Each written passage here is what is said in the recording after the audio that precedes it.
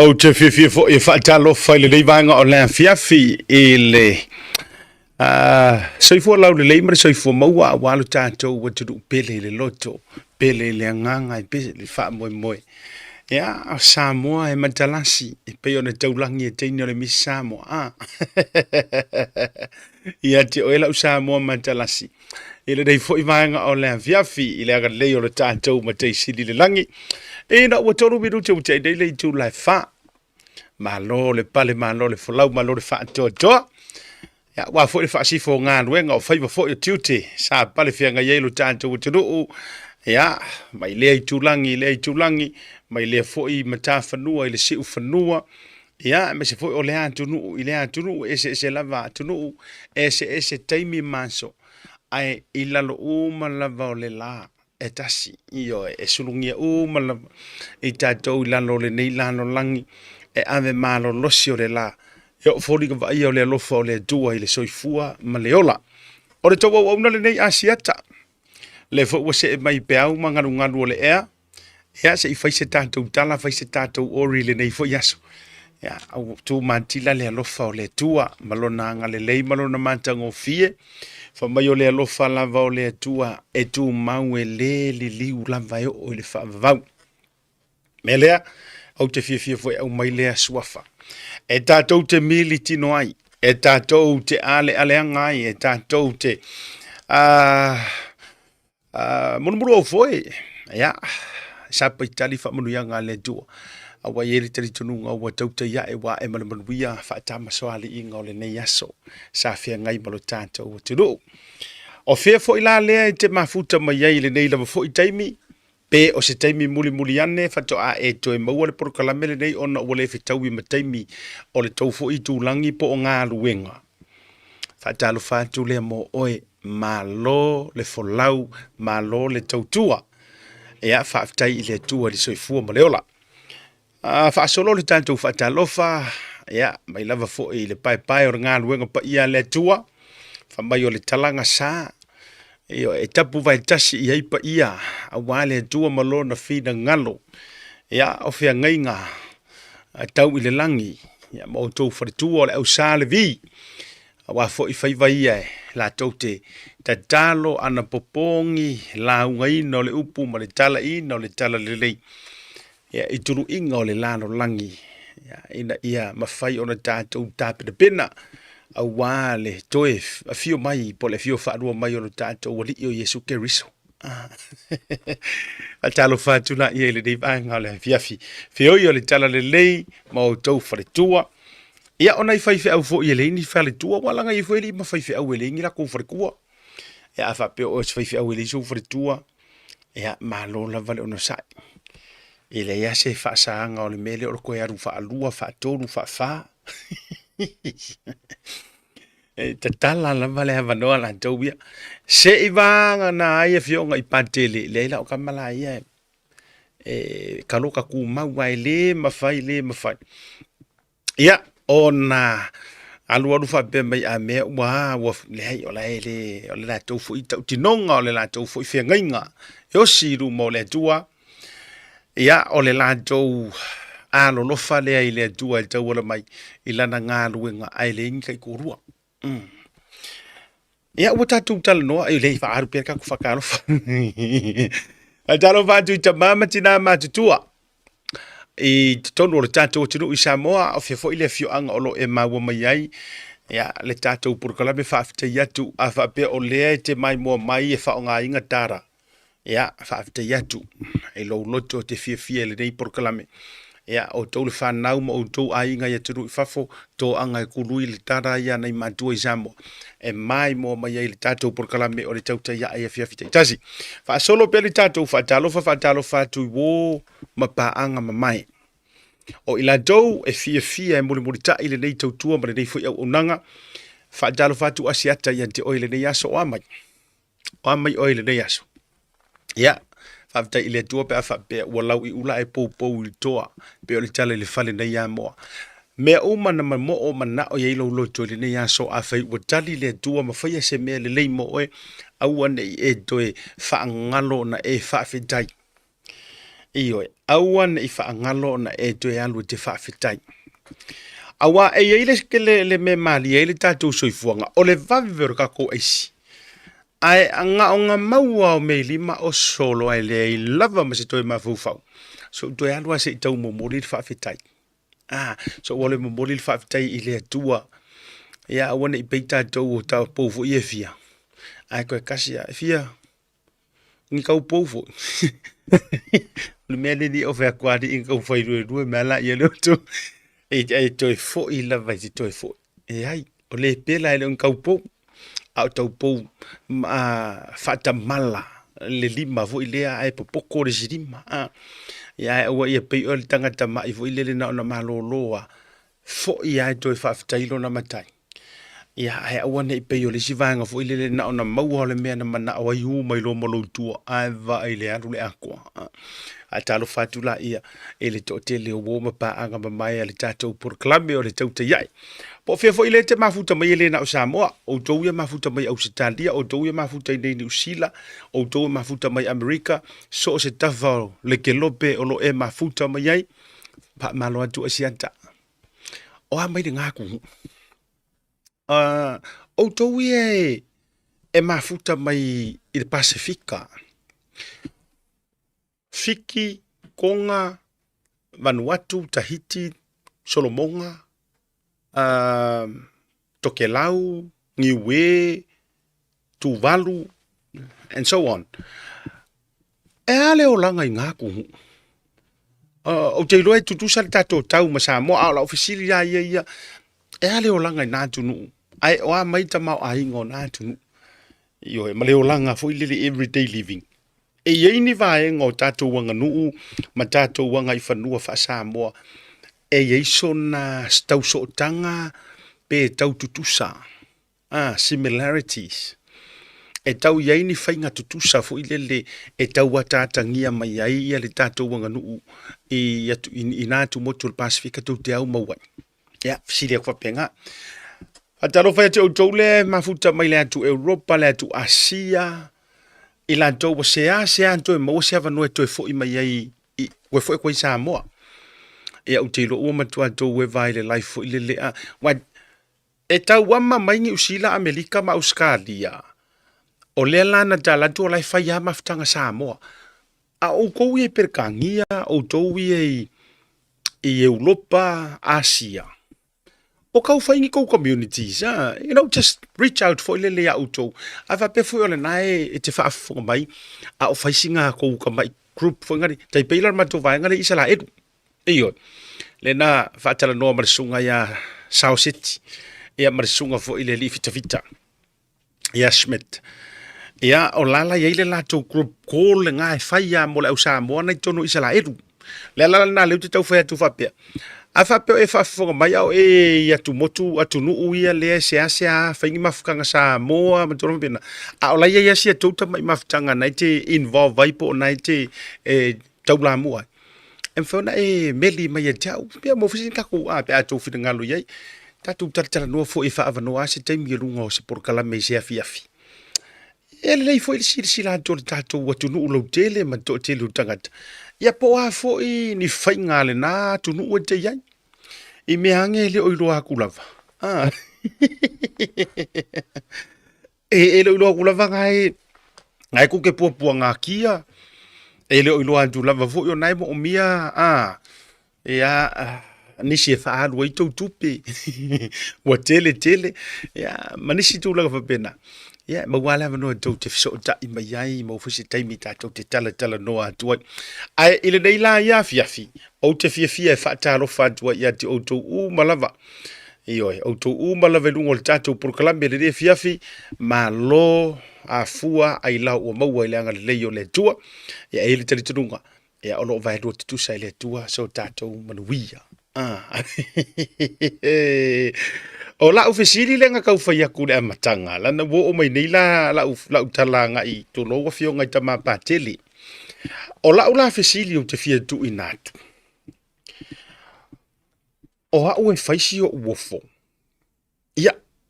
O ke le iloa iai walanga I ke o se se atu sa tatala ia ai. Tatu tatala no amatai. e matua i o whaafetai, o ke ofo, mo koe whaafekaia. Ia leo langa tautua i lea tua o nei tangata. Tangata i le whaengai kōrua. Leo e o ofo la tau wala i walanga i whaila te tala ia. Tatia ia la leo langa whaafefe au tā la i mana inisi wha amisiona le amisere ka le sies karisolo pa yo sangatai. Tatia ia la le nā vaenga walanga ngale lua kausanga moari ia e kasiri male afa kausanga ia kamaikai.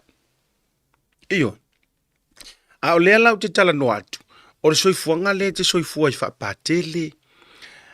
E te soifua i wha taupousa. Wha moniki. Ia, kere o lea ungisi e ka le sia e. Ai ei foi ni ala tau tulafono le don festo lua. Ai ua mafua la ufisidi pa la utala. What do you think le tu ai ngā o langa? Lo loto wa matua tu utasi le tua. E le to iei se vaenga e tō sina ai lo loto. Pe to e tau nono ti ai lau savalinga. Ua maua a o e le tua. O le fesidi wha maka i ke mawhaia. Wha maka i ke mawhaia.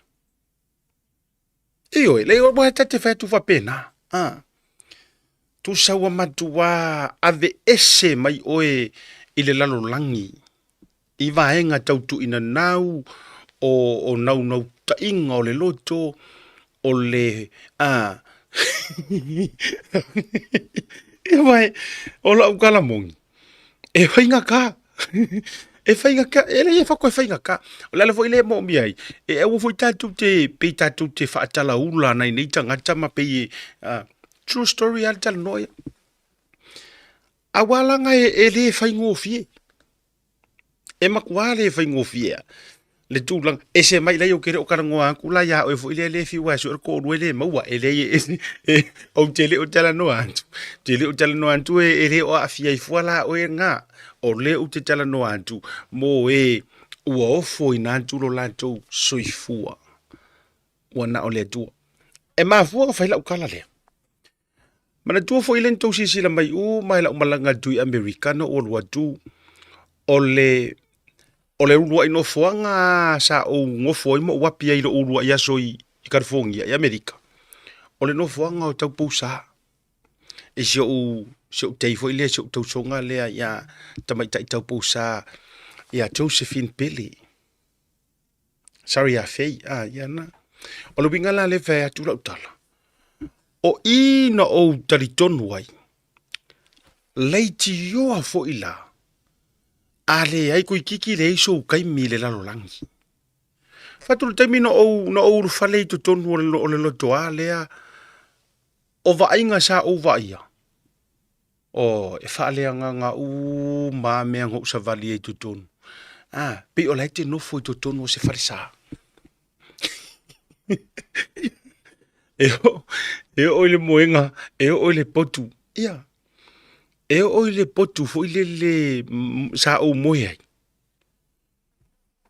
O ke ka oko kwa penge ya o kilo kunga ya Yesu. Maria. Peteru. Feko e whaale nga ma me ia tūlanga. O mea tatetango atu le remote o le TV. Ala tu me stama angeru i au tafa. Tate whaasanga atu le pusa aisa. Matule mai se vai inu tate tala tuna e o ai puma me uma e atangia uma mai ele fa kerisiano e te savali tuton o fa pero mo ma fau oh my good boy e le tiola e te le fo ile fesoso ninga le no foanga e man tu lu te vai tu ia ma le farka kalo o farisaranga na e ala tu ila lo ile lifi e rua tu fa pendei e uru fale te tonu ngā o kanga kai kōku kuli. Silence. Ma e ule tu i ngā olanga. O la ula fesiti. E mawhainga e whaia. E mawhainga e whaia. Wa o te whaia tua uia e re mawhainga o whaia. O le upumongi a ngā mare upu kau kingo. So ia tu te fia angeru.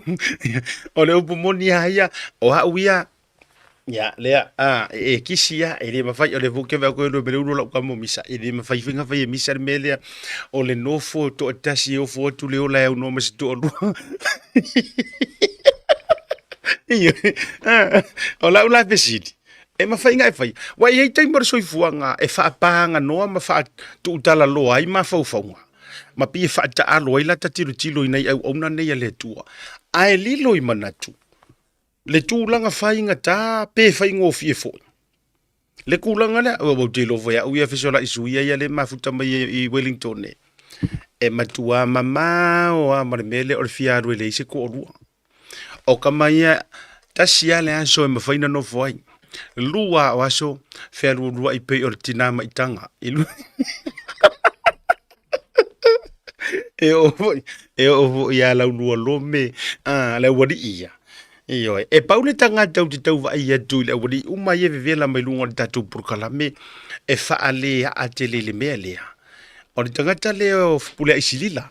Iyo, o le tangata leo te vai a fipule isilila pe le psi tangata fipule te le mea lea o le nofo na o ia.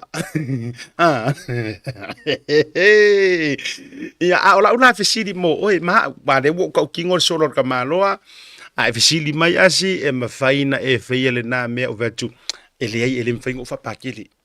No, I can't do that. Iyo. A ola ula fesili le uta fatu ya te o e malofia asa le ki fia asa mai nge malofia kama a. E mafai. Iyo. Ere mafai e o ko sisi na ko ingo ka va o mari pe ki rola ko bia. E di na le matua to ina ai fisisu ya kiar kama. E fisisu ya. Ama e fa pe na le so ifuanga. La le no fa yetu la ofisidi ne. E mafai na e fa o ele te fia vivela. La le de fatoi. E yai mea ele o tatu te so na tapisa ina ipatele, a fionga ipatele. Langa ele mafai fo ina tatu fai mea ye fai le tautonga tu woti. E ila la u tama la u to ina Father Michael, fatalofa tia Father Michael. Father Mikaele. Kasiringe. Tansire nei patele bature. O kaine maka ukia, ka mikero maka fatalo fatu fo. Ya, mai se fo I watatu wa fea ya le tu ainga fo I pa ia o le ngā le tu katoliku. Ya, fatalo fatu ai le fionga le ake kupo. Mo sese ya, mai se fo I fionga I patele uma, a fionga I taupusa. Ya, mai se fo I monike mai la tou. Ya, o lo ngā le tua. O se upua ia le au sa vai. E makua ma wale taimi o tama fo ia la ve tu inga la ve na le tasi ale aso lua le aso. Na ona to lua telefoni li to lua ma wolo mar telefoni le li foi le kafe va. O to man tu mo fo ia. E kafe anga ngai ko inga fo ie uporu le si ma sa vai. E kafe fea ka ma kafe fea. Io e ai ka ma wa ai o ngiwe. Maua mai lo male wale si maua mai marfe au fa wale si mai ngiwe a le popole sa mo po fia kai minga ngat tu e pi la leo numero tasi sa mo porque ki ire su e mai nga ai wale si mai o ngiwe o la wa e yu ka ngiwe le va anga ko in so le maua lo male va ngo fu le fa kala ngo mai er ka karen kai ka yer au va yo a shonko o lua la leo susanga le la wa mawar ko ngeki fu ile ala wa fa lo longo o mara tunu o sa mo nga kai mi le ki o ru fa si ma ku o le karinga io ngo wa fa sala la me ko inga ma o le ala o se tala fia sa moa fa tai le tua ele o afea ele mala io ele ta feanga wa lua va yaso io a le wa mawar ta to so ta inga ma le tunu o tu val o ni we ia e tau wala mai tatou walesi le mela lea ia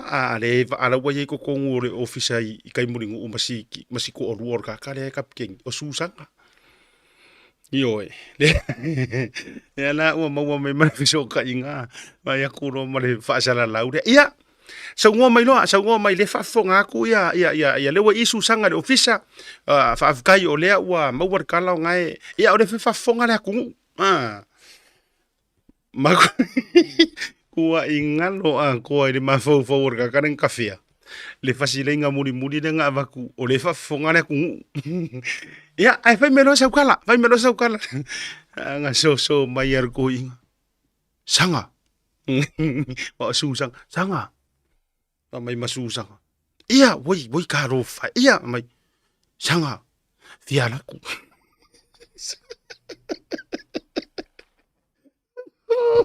Allah, lua vai aso o ko kuri de ku maku wa ku ide ku ar ka fianga ne ai saude lua i kalanga sao mai nu ngore wale si sanga ia boi kalo 5 ia le ku ia mai sanga ia la ku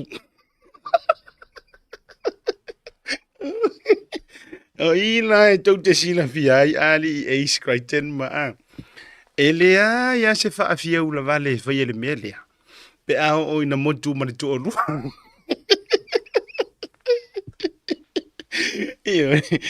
e o ko vai le matu pala le tu nu una to mai e tali ai talo sanga na tu watu ile tua ma le fa o pe au angiru langi ai se ungar kala mua misia ma le fai mai ya fa fitai ya Samoa malau tapo inga ia whaafitai te talo. Mamau i ora ngā mea mara mawhawhau. Kasi ari mea leile mawhawhau.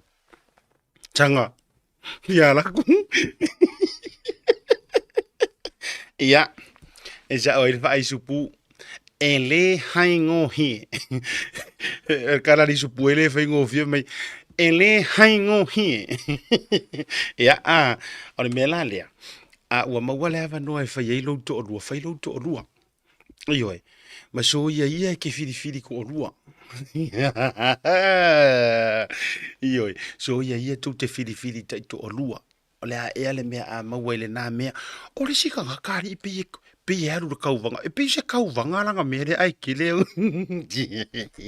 E musua fo i le si e siri a kule nampa le si a ia. Oh my good boy. Ya. Ataro fatu bo ma pa nga umala va tatou program i ona i mea ka ke kadi ai so ye ke rua ka ai misa ma ai o fo ilaina le leime ne yo ainga o ina to le leime ne o rungali tasi le vai nga tele na rua misa te va kula ukala se va tu yala fo tuanga mo rungali tasi le nei vai nga tele la vai na misa yo rungali o le melia o le fai ma to lau ia lua matati ana ausia ele mare aka ioi ai kalango kamaro o le sika maro ma ko le mi ka yor kalango la fo wa kumua ko ala wingu avaironga fali wa fia kama wa fo ile fai nga kala vo i da wori Ora ua ka maluai wa laki la kingi i kala ngolea wa fa polu te fa tu fa pe uma tala no ai si ka malu le ala me mi kale i le malang kala ngoi ala la langa le i ko nga sion ko rua la langa le i ko nga ma pungo wa fa fingi ale ingu avare le manga wo fo mai o giro o wa laki le fingi le ya wa laki io ala ngai sa Ola ma ke fio i mala finger ma ke fio ya aka ya ke pa me ron ko rua lu le udo si finge ngani ngu e se kala ya bala kadiera wori ia sol ya ma ai e sau ya ola ma ke fio i mala finger ma ko fio arka mi fo inga ya la le fo i mele vale fo ya o ngai ile ma ko papa pulia kuno ngu ma ya la fui ai mai le vale le faia o nga ki va sau fikar ka kare le karangoa ia punga ma yang ka mai ingu ava va tole ele ai la ele ma i ka mano mai ai walaki are le upuani me walaki eu ki ro wa le u ai ya au lai fa ola finger foi fe or faia o nga ile puleia tole ai wala mangu ia mai foi mar fo mai ya lau mau ia mai foi mar fo mai ngare nga kai vai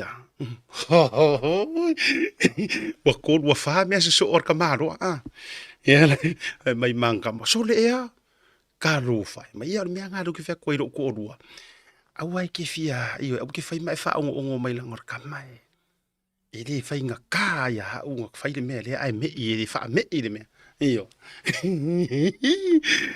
ka di fa mai mare fisidia di sia ka mare ngu avai a mare ka ko rua se mai toli ala o e di mare ka o va ko ri pe nga ma ko so a fo i le wa a ke nge ia ka ayar fa ra ila la ngar fa la mare ka ko sia ku rum mai ia esa o sko uso mai esa o sko uso o ia i ro ka o la nga ia nga ko sa nga le ia le ka di e oh mai ia nga le ia le ia markai kofi ko ma ko ngu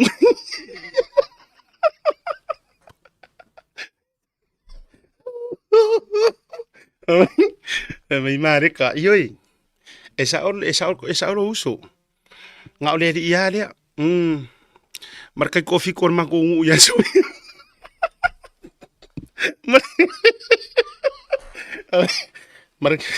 markai kofi ko ma ko ngu ia so ia ya mare au bodi nga ke mi fo ha er bodi choni iro anga ne ko ngier kamaro di puka wa mo markai kofi ku sa au bodi sa au basketball maka ko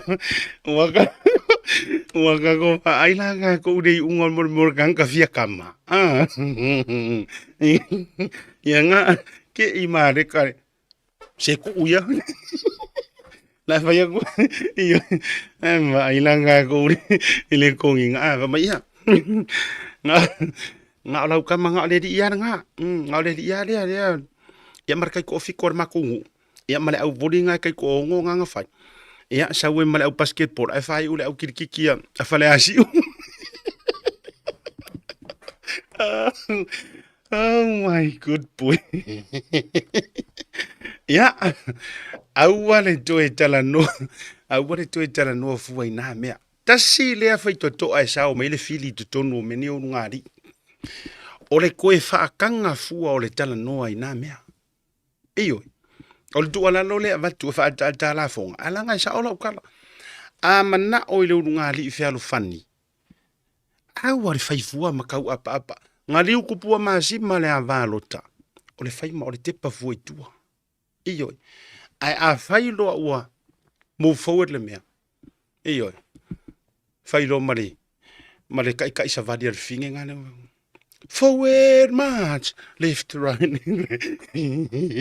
e vai kunga bosa sa or komandai or pa au ki a wori lo ne pe chen fiu ma forward march left right a me ngwana ko fura sa vali le pa au ki ai le lo le pe chen ma le pa au te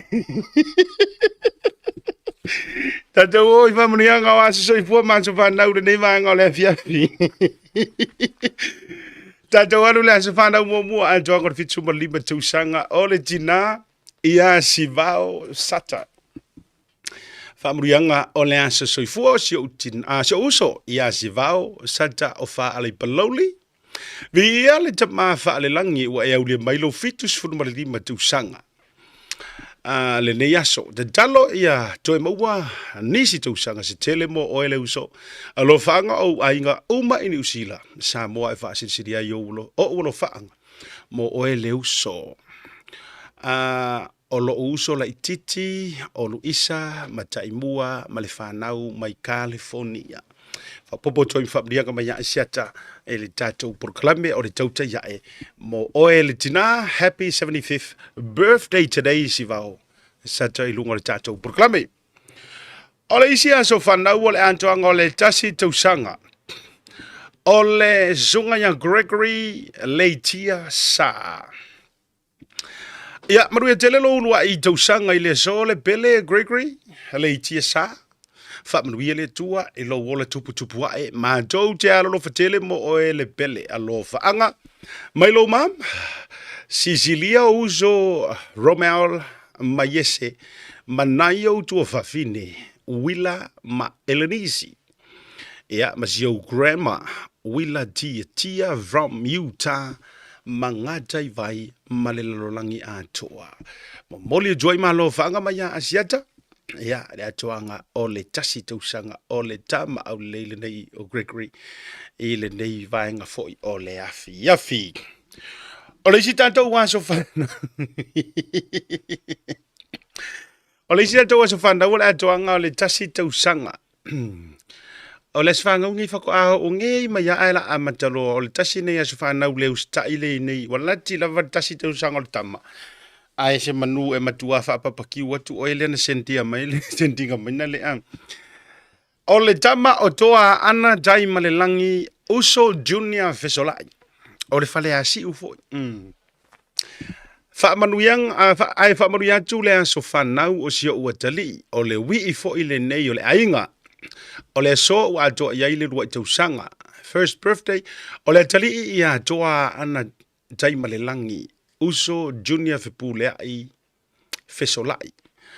Lo wanga ngai whamadua tue ia Yehova, mea umoi fo i o jonu ia tea whamadua tulo na swaf pa ia. Whaaftai tele, ile li mo le mea lofa mo maua. Maua te whamadua atu ia te oe, lea tali i ilo waso whanau. Anga le lei whaapopo nisi te usanga se tele mo oe, o le mata talo, ia maua le malo si o le tino, ma le anganga, ai mai se le poto ma le atamai. Happy birthday to my handsome son. The last ending defending all the distributor and the destroyer of our family. Oh God. Wo mai me o le transform mai. Happy first birthday, son. We love you so much and forever acknowledge your mom hard work. Something for you and Filipino. Weva, ile la fa ye kungi fa Filipino ele o mala marka mi kasi le kausanga. Se ke fa ko hanga a fesolai. Maligayang unang garawan anak dalaging naming nang ebaduloi nang bagnion ang kayang mga badalan sayo at maraming mga daon na darating. Mahal kita naman maka kabailang man pagpalaan ng Diyos ang inyong kadarawan anak. Mahal kita anak, famunia letua ilo wasasoifua. Mahal nga mahal ko sa iyo, doa ana day malilangi uso junior fesolai. Awangi eso ilo tama, ay eso ilo tina. Muli to'y malufa ang uso. Ya. Masih o watali ya tasi tu sanga mesi foi pa taile tu ona o le me alofa ya la mai fanau ya fa popo tu fa mlianga asiata matau te ya mo o ile le vanga o le afi o le sia so fanau le o se tanga tapito isili ona fa taua ele kalisia skrisol o pa yo so ngata ya le lalulangi atoa o le pristine o le kalisia skrisol o pa yo so ngata le taman perfecta ia President Russell M. Nelson. A toanga o le se lau tausanga. Au te sia kia kua tauta iai. Wa toi titi lua se fulu, li tolu se fulu tangata malava na tau fai sent mai whaatasi. Whaamanu ianga le nei. A siata wha mai whaamole mole se whaamanu ia tuli se lau tausanga. Ia, o le taitai o si o mātou e kālesia. Ele so, wow, se lau kausanga. Ai tau sisira mai. Malo si alta malo matul sumai. Pristine, ya, beselena. All right, everybody join in. Here we go. Ole, President of Jesus Christ, Latter-day Saints. Ya, ay mo auto umala fo you find way na to was of fun ole. So.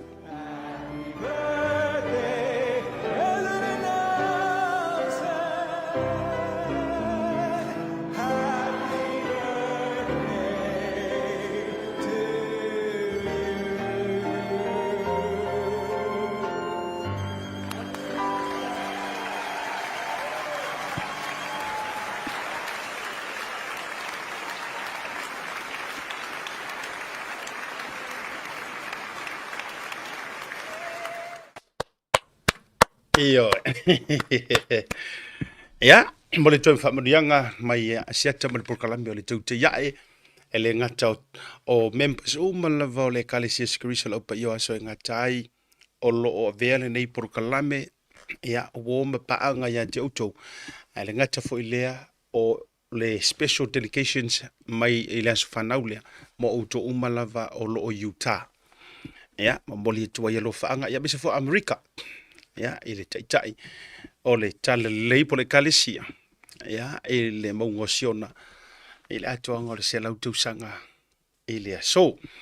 Tatou maraloga fo i mai ia tatou whangasolo nei nisi fo i o vaenga ia lautongi o le tatou ai mese se o tatou sila mai i le lu i le sa tu ina tu le so na fi pe on ofo yetu e le tatou challenge le o ia ia wa fo si tatou fusu anga ma tau tia tau ona fia i lunga au kilen dei pe mai tatou fasalong fa business.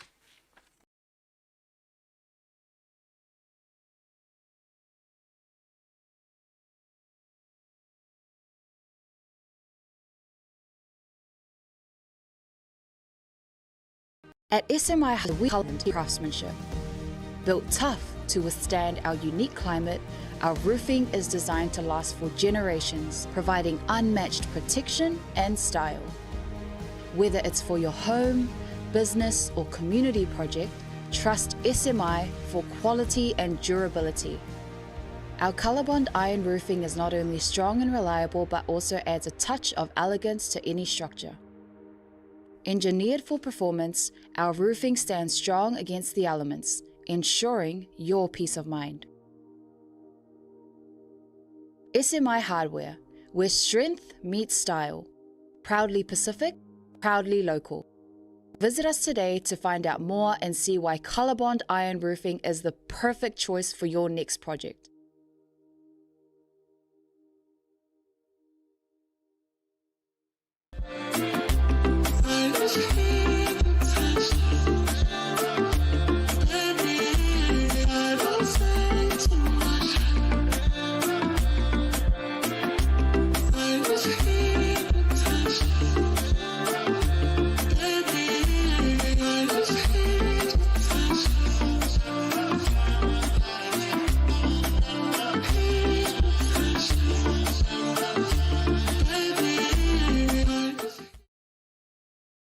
Talofa lava, Tasi Market is here at the Mangere Town Centre, the heart of South Auckland.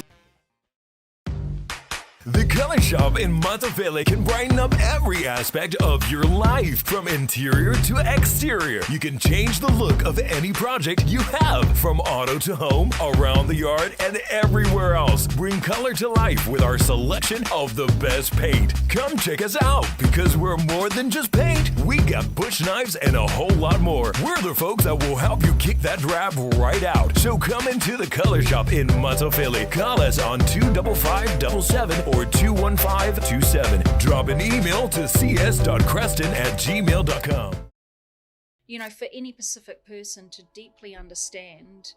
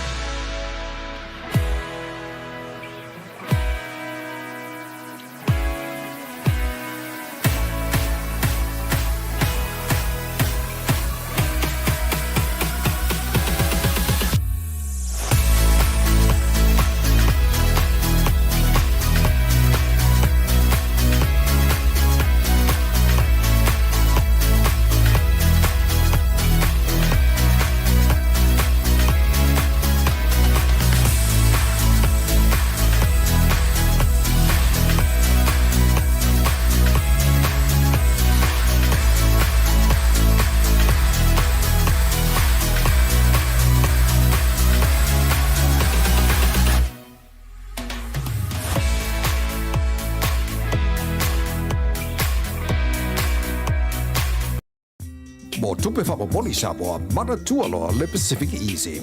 Olo whawau pere tātou whamatoa nao le 5 tala te tongi mo tupe whamamoli pe ae whaunga ina le PacificEzy mobile app. Olo abano fo i direct transfer te posi Samoa ilo tupe le tātou account ma whaatino lafo ino tupe whamamoli lungo le telefoni ai ngā whapitoa. I oe whaasawa ni loro teimi mau tupe o tonga tale pensini ai whaunga le tātou PacificEzy app po le direct transfer mo tupe whamamoli. Olo abano fo i o tātou ofisa i o Tara o Tahu Humba Mangele po tātou la silia ma le fitu se furu o whaasopori ai New Zealand. Mo disa whamtalanga wala aule o Barcelau o Tasi ono po numera masani au kilani o le lua fitu ono fitu iwa fitu wha po le lua fitu ono fitu iwa waru wha PacificEzy o la ba anga mo tupe wha mo boli Samoa.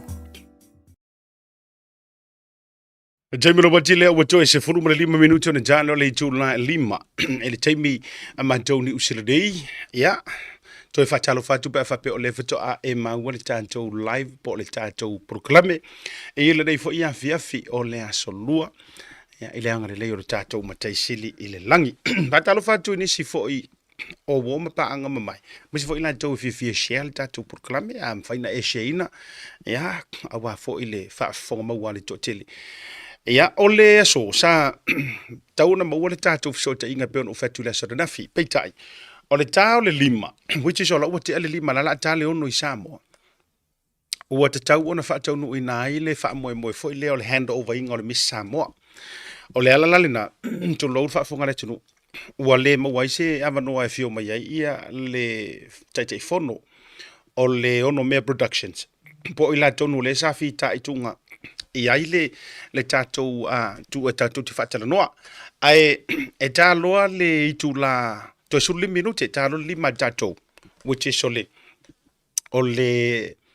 I think ole se furu e por furu tasile na ya ona join mai la yo tatou malo lungo tatou proclame in the next 15 minutes lungo tatou sum ai ole mo mai la se so ta inga male pulenga le ono mea por te fono le ono mea production o ila tonu le sa pale fia ngai male ma le tau mawhainga fo o le Miss Samoa ona o le tātonu le 5 which is o le tā alwha tātou New Zealand o le taimile na lai te tau ona whai ai le tūlanga o le hand over inga o le tamaitai Miss Samoa lua whilusu ma le 5 lua whilusu ma le 5 le tamaitai a Litara Elaines Jeremiah Elaines o le a hand over loa mai i le ono mea productions a nga i le matanga ruenga o Turisi ia ma avea i loa matulanga fo ile leona tiute mo leisi fo se fululua masina e le tauava meina ona faiva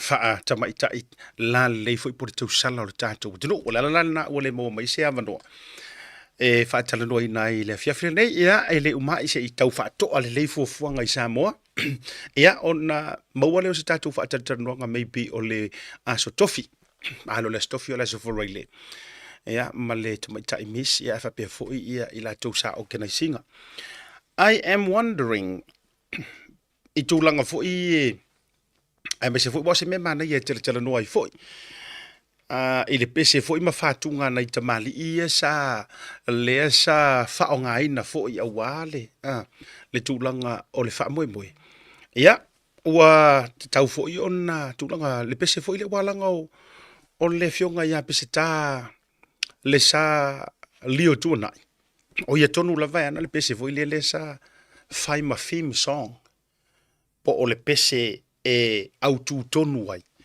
le fa moe nga le manuluti o se Samoa matalasi o zolela oi ya o zolela suzulu mai ma o manatu ai la u Samoa lonu o te no fo ai ne pese na le la sa mo wala no fo yo le tasi o tam fa na fo ia le tatou botiro o ia o si uso ele stanga tai la po tele pai e lava le fionga ya le sa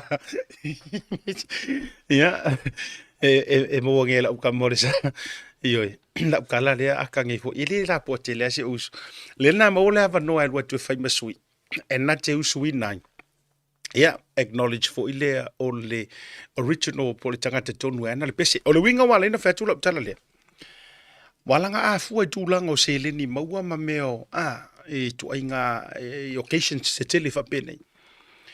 Ia e te taua foi ona acknowledge e le ngata o le whawhitaia. Ia e te tau foi I tūlanga whapea ona mawaisinga mea o elea lea ki ngā inga kusir pese. E ngā ngō whaiak. E le winga o lau tala leo te whaia tuai. Lea ngā o tātou o le ua Samoa la alaa. E le te tau ona toi whaia le mea lea o le whaifua o le tango le si wha o ngā mea tō tino I se au ngoa ma se tau I po se tūlanga whapena. Rowinga, ta sila le vaenga taua. E te tau foi ona mataituina I tūlanga whapene I talo sia. Ai sa maua se tūlanga tau acknowledgement o se paenga foi wha mea lofa. Ya, po se lengi po lea tūlanga tau o loa foi. Ia mo le foi tamali I o lea tunu. Wai longa foi ana whātunga ma tūlanga foi le wha moe. Ai wale o mawai la statu whatatanuanga. Ai le fiafile nei ona o lai tau whaile. Ia, se maali ia foi. Al maali ia wai o ngai au kamai foi angeru kausi. Se o ngefu o angeru kausi foi ngai ke whai yaku la ukala I angeru ngai. O ke whai aku o le o sa o angeru kuku I mea lai kukupu. Ioi. O le mea ngā le peu ke kau o fo I fo ngā le angeru e momoria mai kala ia ke au maka ko update. Ia o saua fo ilisi angeru saua whamai. Asi. Eiska mai kau ko adia. Wa o lau fesiri no tau fesiri. Pe ai se wae normally ai umale e umaroa le misi le sko ngai. O ia inga ia ma tulafono e te tauna lusu fai tula wa tauna momoli le tamaitai. Ale fako a momoli ngai. Te akwa I foi. E o koulo foi asere se me lilo.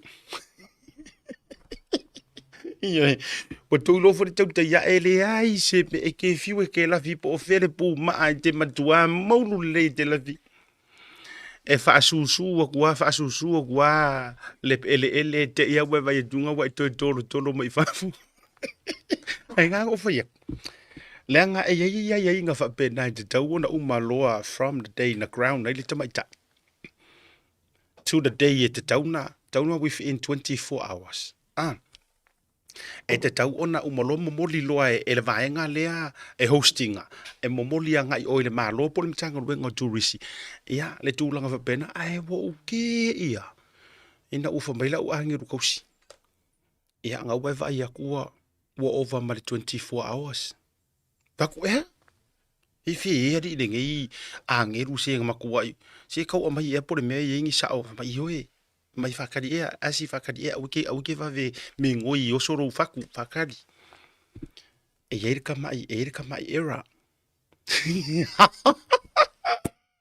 O kai. O weku, ea.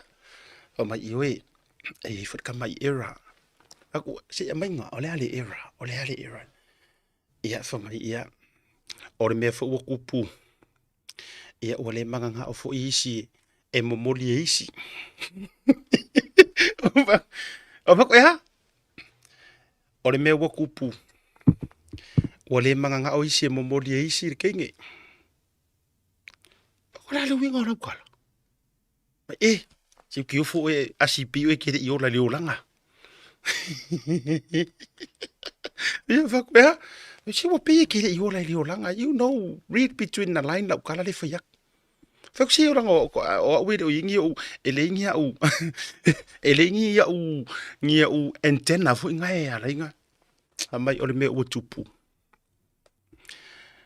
o mana na o atu fo itangata na itua tole mis e avaku ya la ko we momori ke nge ai fa me e sele o me production o va my good air mai yo o lilo kuma o ala afia ali fo yu kuma Ia o whape o ka fiolai. O le mea lea te le na whaale tonu ai mea. O ina matua utu le mea lea o le fia tangata. E matua le popole ai se tau leanga ma se tau valea. E le toi loa foi ni la ngona o se tau le lia. A o ina whaatumulia le loto ma le mawhauwhau le mea o le fia mata mua. Ia. O ai ai ngā ia o mea ngei. A ua mangu malo loa le kamaikai. O ai ale tamaitai ua whai mawhilinga e manu malo. Mei uma ese a o kou o kele. O kou sponsors mei ese. Tulou. O tau mātua wha mawai loa. O ai uma organisation sai tua foi lele taimi o tauvanga wha mei. Wha mei. Tu tasi le whaiva o pili, tu tasi le whaiva o le tautai. Tu uloa eile wha marutele lea sa lato whaia. Ku uro i ai mar wha kukuanga o tau mamana. Na ona ku ua i o loa leo no mea production. O loa leo no mea e oi whia ngai mana malo. Lea foi la ko kau ma fai foi o ko ie fa fainga ka mea si o mea sa e kakaunga pupu e ko ka ngofi fa umi a o mea kakaunga umi e ko ka ngofi fa pupu o le sa inga la wangiru kausi o bea ku fefe so le angeru do fai karsa e fa mai oi e fai e ala ko vivelanga ala pupula ko ye yo kamaka ye o vaku mai la angeru ia ka sia fo ka kala wa fo e ka we me la o le ka ia sia ka awanga asia ka ke ka wa ku fai mai sa o ai lumba ele te te ia vai peteru o peteru a inga peteru te ai a fai ele sa e te taua ona ta mai le tunu leanga o le mea tonu le tupu o le mea le sa ti ai ma leanga ai mea o le mea o fia maka momu ioi ya ka kiri ka fai ku penga wala vala ka vai ku rumor ki vi de melenga ka usiva mai fosi misia au kele au distracte o se distracta ku langi se distracta ko ka o ngai kengo le mis ai ka usava vali mai asi ka wo mai o mai fai ro mai o it's me I'm gonna hack her do you know le mea le tatou le ngai mea e mana o ase fa ali mai de la lolangi ia o ora o kenge le o lo nis le o lo anti le e oi le mele na le tup i or kala la ngala wangi ku si o le mafuanga nga wa more than 24 hours ai saka nga molia nga fir kengi ia ai o le mea ele la se mea o kupu ele fa pe o musus ka ku kengi le ai la se ki a taura la seki ya tara la seki kengi o tara ku so oli tara mai pe aka wele u upodu ai a o kuro ya ma ku se vai e fa ingolo ma ko o kengi o tara lusinta o ko manga ku ai ma ku pasi ala ko ingo maka esenga e nga i le tara lusinta o le menga o kupu e leila ele o fa pe o ka musu sika ku kengi leila seki kengi a mele o kupu e yei kanga kaya o fe korofi kua e yei kanga kaya o manga nga o fa mai me ese o koule no mea production ai mai pere a inga o kenge le laula inga o kenge ngi mea ko a inga ngi mea ko a inga le ai fa ma vai lo ai me ese fa ma vai lo o umar ko kai mi fa kai ko wa fu le fa kai me umar ko fa ya le o ku le fa la yoi o fai la tu matafanga ia favor kengi o litara time the day tato fai lo le warning le fai mai o malai valili ma o time the day vala o tu loi ainga fa ma vai loa ia i o tau tangata malanga ma o to vala au fo ilea o tau lo na ngai mai lo tono tiute ma fa nga solo tu lo tu tonu o valili o vala au nga le wa kau fai kai mingi ia tu ulo ale teine ia ave ia fa manuyanga ia ai le o makua ele o makua langa ngi ke uasaki ele ai ele o makua e pe ia ka wakangia mai ora u vaenga fu ia le ai kua mai kai mi ka wanga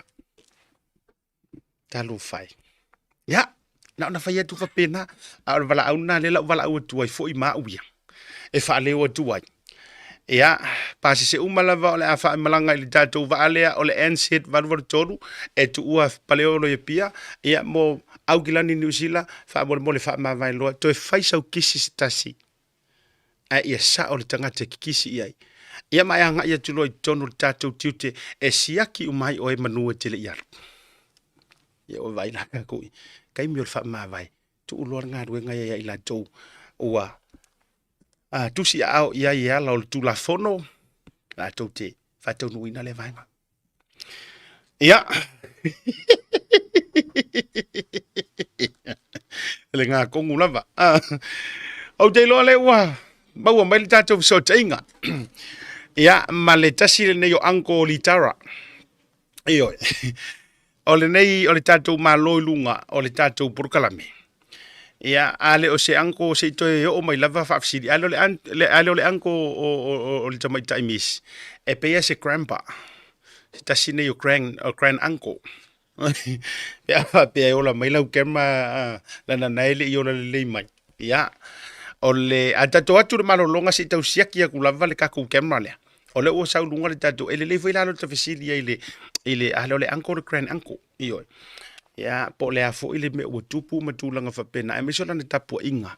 Ile tamaitai wawea ma miso le tatou. So, ai se tatou atu le malolonga. Fo i mai loa. Whawheiloa ile tatou maloi lunga le proklame. Aue keru ese. Eke ke inge. Le lope ke masangi le anko. At SMI Hardware, we understand the strength and resilience of our island and its people. That's why we produce our own colorbond iron roofing right here on the island, using the finest materials and expert craftsmanship. Built tough to withstand our unique climate, our roofing is designed to last for generations, providing unmatched protection and style. Whether it's for your home, business, or community project, trust SMI for quality and durability. Our colorbond iron roofing is not only strong and reliable, but also adds a touch of elegance to any structure.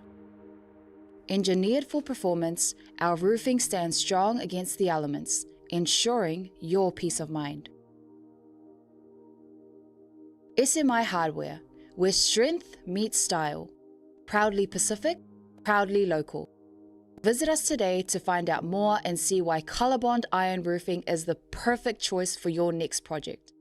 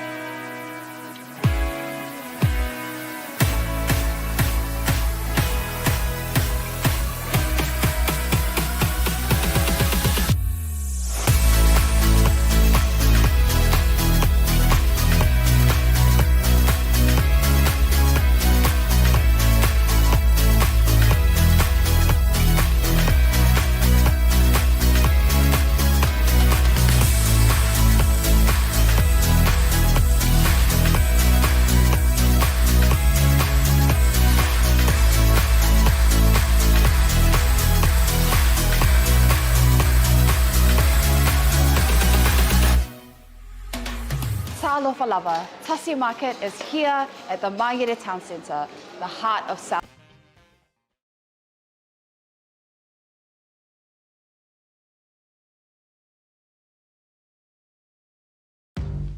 The Color Shop in Moatoga can brighten up every aspect of your life, from interior to exterior. You can change the look of any project you have, from auto to home, around the yard, and everywhere else. Bring color to life with our selection of the best paint. Come check us out, because we're more than just paint. We got bush knives and a whole lot more. We're the folks that will help you kick that drab right out. So come into the Color Shop in Moatoga. Call us on 25577 or 21527. Drop an email to cs.creston@gmail.com.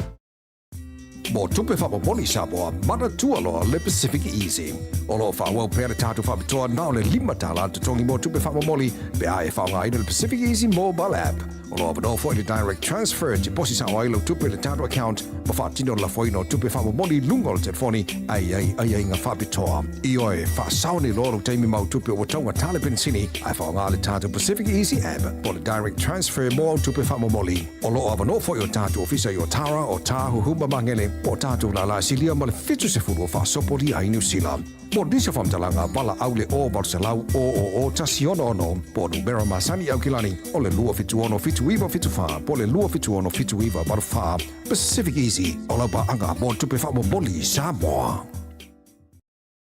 At SMI Hardware, we understand the strength and resilience of our island and its people.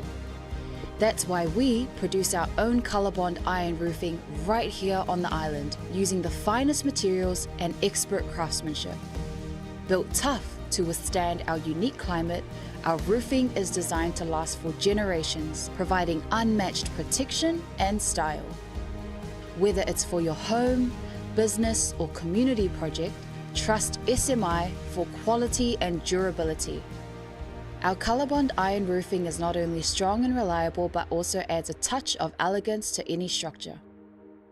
Engineered for performance, our roofing stands strong against the elements, ensuring your peace of mind. SMI Hardware, where strength meets style. Proudly Pacific, proudly local. Visit us today to find out more and see why colorbond iron roofing is the perfect choice for your next project.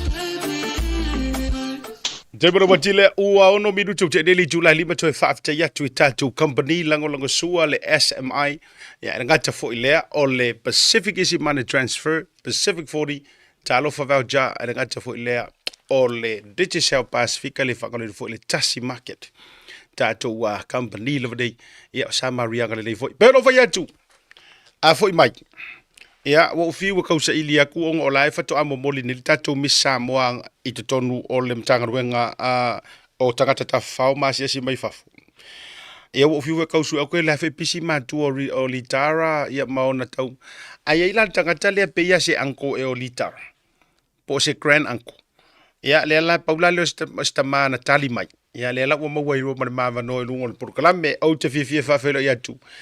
Yeah, the one and only Tifai Moana TV, your man, Salu Jongi, Andrew Muava, Ilungo Tattoo, por Calame, for Ilneviavi, yes, if I wish a man, Talanga, Marcamano, Kileme, America. Iavatalo Fatu, Joy, or Uncle Fapel, Pele, Octova, Tolitara, Litabaitai, Miss Samoa, Malose Woman, we are. Langi Mama, so for Moa.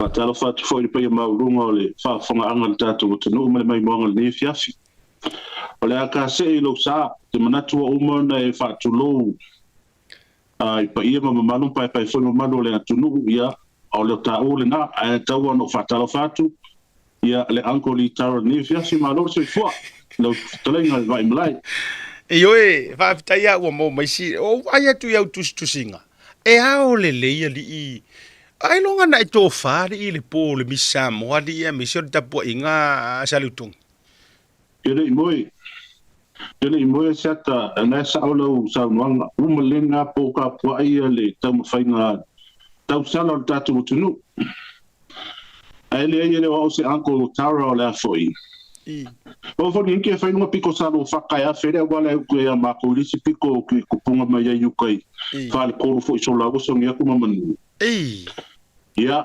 ai no vinga la o la kala ka ma sangi na la ko pa vale mi mino lo ke adu yuka e o so kwai ka for fanda ga ngali tara ina isa lo fata ai fata lo fatu ile tato por kala me male o pe o pe ma ko so yo fu o fu anga fo yiti voli ma fa lo senga ya so ya ma sangi o te mata ai ala kamere e la kula panga walu le vaya so polengi nga so no le panga fala va so le dita e pela nga ia ni chef ngole mo mai ma toritar ia le wo foi mas so foi masui wa foi le por kala me ni chef ia tu fa fonga le tu au te loa o taimi la tu lo ta vale ma e mi lo tonu lu mai longa wo fa na u ia li tara na taimi o jelo le te tala no pe uma mau tu te mi le te tau fitala isa lu tongi po la wo soi fu le seu te na te mi e mi ngala le kiki wa tu fa na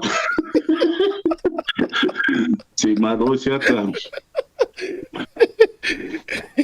ya ma no le sei fu ma le lange ma ya ile nei ma nga le fi shortly ai tala no ai foila o ai sa hari nga e peki ya li o ai na e tapu ya ia e tu la i mai manu malo le tau vanga nei e ta o meta upu fatala no ina ia langa o le fatua tala no ai no vai tu foi o lo e au mai lunga o asa afia finga ia malau tapu inga ma peti petinga o ai le sa tapu ia ima tu langa sa mana o malo after shata ole tele se tala vane mane fisidi ke lo to fu mar tangata male mai ta isa sa fu tapu ia sa nau ia manu malo ia o au ia sa o ngau e fiki mere polo pe kala ko ingo pet ma mai ia so ia ka no kapi no fai polo la kapi sa la fala fai fiti solo ke mi fiki mai ka ko mang sa mor ke mi fiki de aure la ta alo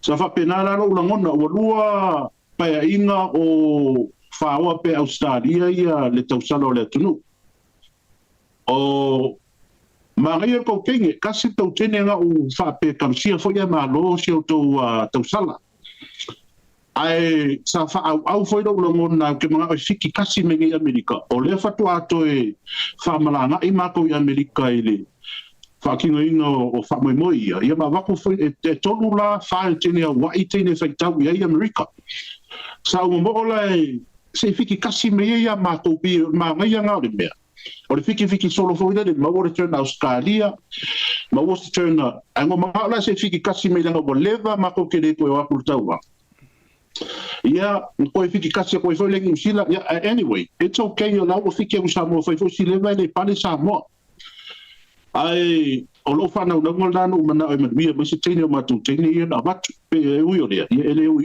mo mani va se lua ai la wa ia mata le polia mai ale amatanga le matai tuina le fa moe le luga ya son fanga solo ia fa moe to make time e tulanga ese alta make time leo li tara i lau tilu a tom la tala la ititi wa keringa ngai 40 mai lo fisidi ese ofisidi limas fukala ya ona tong faile tali tu pat ya uia ina wala mai ta fa moe no ia ya lo langona no mana la ma Australia America ai ia foi lo langona e li fa ke ngere la wi mata le ana wa la wi tilo le po malo fa tai ole ele se lo fina ngalo o awia pe no fa yatu kasi de ke ngo u langa no tapua ia u le tine le mal mato tine New Zealand masi tine mai America va pe foi na sui me Australia no tapua ia ono u Taylor ke nge ia la ku New Zealand ole tine le tu lai mai ole upu molia ia mare upu tautino ole tende ma tau New Zealand leanga o laino no foi Hamilton ia na yona matua ia ai e faia onga ngeia ma ko New Zealand o winga na le na faia tula utala ona ole no foanga wo filfili lava ia Europe tau ainga ma sponsor ma tulanga fa pena ole a represent ma ia le tasi o nanga i Samoa ai atu wa in reality le me no foi le tene tulo o kenya mako o le ala foi la le na ia eni tama ita i foi la tu sia mato esa ole le lau saunoanga por lau fautanga e ma mai alta va yo na furu e kapu i farkanga kai ai i stanga te la tu le la tu pito no ia ma so ia jaula ia la gona foi ia ele manu ia foi tama ita isa represent sa o atuani usila ia ai la warfiso la wole tolo ala tasi le maunga yolo ma na ia telefoi ya mai se foi olona umi ya la le tele fo ia matulanga umala ia ai le fa iti ale nga fa afte tele e isi fo io sui tau va ma ila tau pe lo so nuanga e le mo uma ni va se lua o le fa afte nga fo to tele o tau vanga le tu sanga to sfun ma le lima ia ai fa afte fo ia ila tau o le ua fai o ia pot tamai tai o fai masui e na te representing ma tatou uma ia walanga la o le ala uma le fola mua ai e ia la le fola tele i tu atu o le fola la na Pacifica ia wa fo ila ta penanga tatou ai ulia i fai vole alo tamai tai fo tatou watu wa nei la ta le lima le mo molia i lo i tonu le matanga ruenga o turisi ia e fatu langa yo na faiva mo na tiute malana tautua ia me se fo lo na mua awina tu langa tau le fa ala wi loina o le la le leio Samoa anga i le lalo langi ma le tu langa atoa. Yeah, congratulations for easy to walanga lua e ko miss. Tolu, fa le bisa wai. Okay, oila fa you to miss. E nga le lua ke ke kaulu ko la ko sua fa nga sa ta mo e tu nei patch ne lua fa to lui ne. Ia mar hawa. Tasi le no fa ine Utah le Mr. Tau South America le na lua to le tai Anastasia Pangos da Mawai. Ia. O le tau vanga le na whaatino le loi Las Vegas o le Misa mo USA. Le ana alua to e whai masui le tamitai o Josephine Lele Tafea. Ia. E la malesta mai tai le na latu i lalo i Las Vegas. O tele ma o tele la si a fine lea. Panto le na latu e tolu ia ma le Misa wai la le na latu. Misa wai. E whai la ia ma le tua wai stasio steto le malo tele. Oh, really? Papeo? Oh, le mislia hona. Ni hona, yes, consultancy, yes. Oh, okay. So ole miss foi oh, wow. All this time okay le lo. Ole te fa pe uia. Ya, ata tu tala no le hona ile to na ile to tau fa lo ingo tasile ingo fa le kalesia Yesu Kristo la poia se ngatai. Ole la no fa pe uia ai o se ingo se consultancies foi ile to no Samoa la sponsor. Okay. So sta mai tai foi la le na la tu foi la America. Yeah, o te no foi we told wa le la tu nei ma le kasi mai wa ile na tu but I found out later that o la foi. La tu ni America si a fine le na tolu tu ia ma le tasi wa i fa ia su America le na tawa. Okay. Wow. Now, tatala no la le vainga le tatia ia la le lautelo le patchen. Langa le la wa ile fa tupu mana tu le wo o mai lo ma fu ai o pola so fina ngalo. Le so what do you think? Ele te tau ona tau va uma tasi se tau vanga su e mai ai leo se tau manu malo se tasi ave Samoa. Fa pena foi au se talia langa ole fai e mako sila. O lo te fai atu. Tu sa ia au o le whaata ita inga le leia le whai e matou. Su e a le siampingi e ngei. Ona whatoa ave lole o le topi Samoa. E whai e le tau vanga lea. Le aso vina ngaro sa le toni. Wha matai te ele te tau ona ui wha pena au tau e me se foi o Australia la tau ia. Ma nei lo fina ngalo. No tala noa i mata au pule no por kalami le pole stonai. O lo foi le manatu no whaali. O le manei e o le whaatau tonga le e o tau iau te roa. Whai le tau vanga o te roa, whiri tānganga tasi le tamaitai e manu malo, representinga ni sila i le whamoi moi Samoa. Iei whai lola ngona whapena, awa pia, e whapena whai lo tala ngona pia mwhai Australia na whai.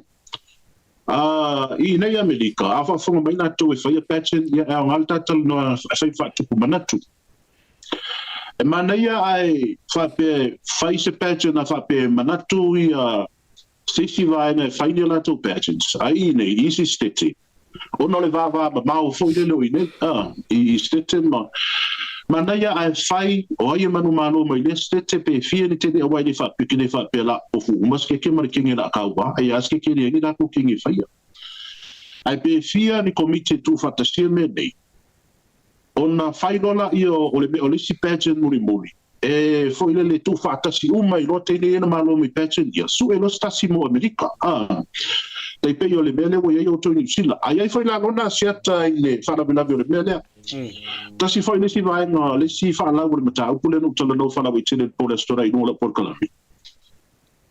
ona ole e ofi fua teine Samoa fo ile ile patch ni Samoa teine no fo Samoa mana tu ele se la to ele se patch ko through mo ina to they pay you teine ia tu fafu so it's a bit unfair ya tau fo ia le tamo mo o teine la Samoa na so er sponsor da vano ile siding on la le Samoa which is a compare teine ia tu fafu they have to find their way o le go through la I patching fa New Zealand Australia ma pe foi mai nei America so tene lola o le tani o le mele lo la mona le tanto e fu le to fa ma fa utanga le Samoa Tourism Authority o ala to o kai line se te foi le fa to ina ia mafai o na fea uma bota mai tai uma a wa pe no fa yatu ele fea de tene New Zealand to Tasi na watu na tau va na go through the pension in New Zealand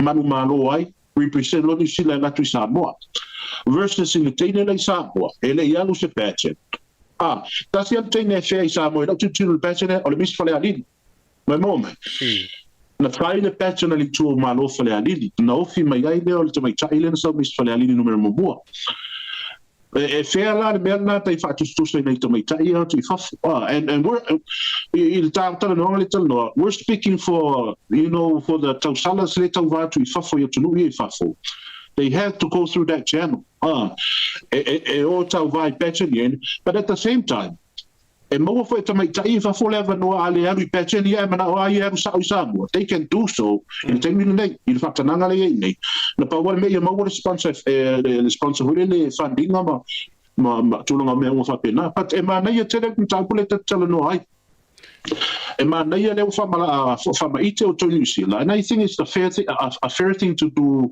Australia ma America a faia wo fia organization a faia ko pension nei America mo swate teina then at last it dawono mai faise pension muri feed tas va peo Hawaii fa la ko pension na mai la to tine na ine America ine malo tine ia e toi tau va ma tine ia malo so mai si board ia si committee to fa semen na ma wena stasi mo ma to fa rita mana but at the same time we can't force the tau salas le ka va ku fa go through the melia ia fa peo lai open the melia Samoa na le su e ala sponsor e fai o fi ki ka vanga muri le te pio melen fai verso leo vai malo fa tai salutongi ono winga na le fa tolo tala now au e sau no e lu me to le o me lo mafu fa mo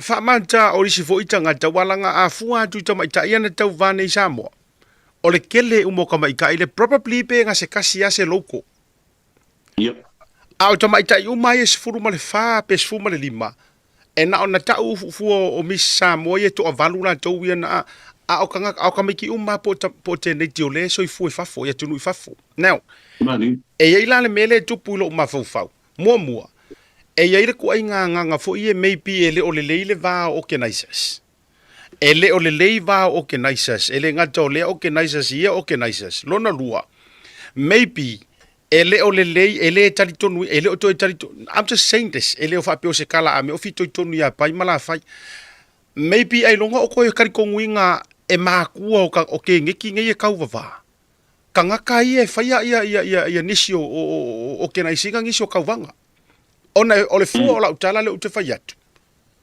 o la ofisiri le Elaines te fai atu ai lo te mafau nei a matou ele fa pe fo tau le pua malafo pat e fesili lo mafau wala ngai o fo ke nge le na numerous formula lima e fai ngaruenga e ngofo fo inge ia mako usila o te lo fo te le auta mai tai e o matou ni usila le atu ai e to tele o la ofisili la te no fo ma ai se ai o mai inga ke nge ia kauvar mako misile fai usila ko o la ai se ai mafu ina le fio mai nei nei tama tai e go through the channel there rather punga sa o ai Samoa but what me what sponsor well anyone can afford sponsorship nowadays sponsorship wa uma so la sa kausa ilingi sponsor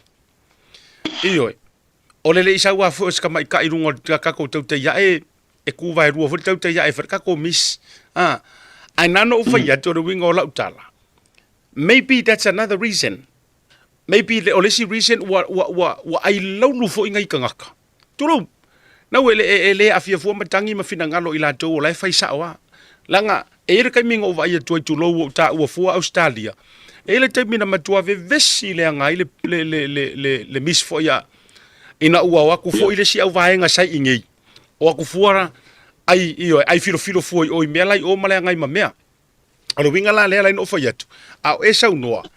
That's one of the things o le tupulo mafau maybe ua le karikong winga ngai makua mangai kangaka i la ko fanga le tu inga me vo ile o le au vatua fai kau vanga e silia se kau ia e silia le e fai kengi ia so tonu loi mafau tangata nei in ora la mo ma ko kiki to get a fair judgment e silia ka ko fanga lo isa mo. I'm just saying ai a tatou tu sawa ia ile me tau te nau atu e faafea mo ngai ka mai kai uma e te tau ona tau vale tunu uia e o fo Samoa e ka kau finga fese kau vanga Samoa la tau ia mua filita nga ngai le ono i foro na Yesu e ia ke au ma ngai ia e wala va se ko lima e te fatu i fo o le leio nga ko lima e uma e ai rana up uma tu sai top 5 uma la to e matua fili ka ya le fa finga ka ko kau vanga ia wa ole ala le ngai se furu lima ola for the first time wo over ko ile ngumela a ore tau vanga mo ngai fa ngo fienga e lor ka malo e sa ola tala le sa lutung ma dai ele faccio fa inga asiata e sa le la foi le ftrainga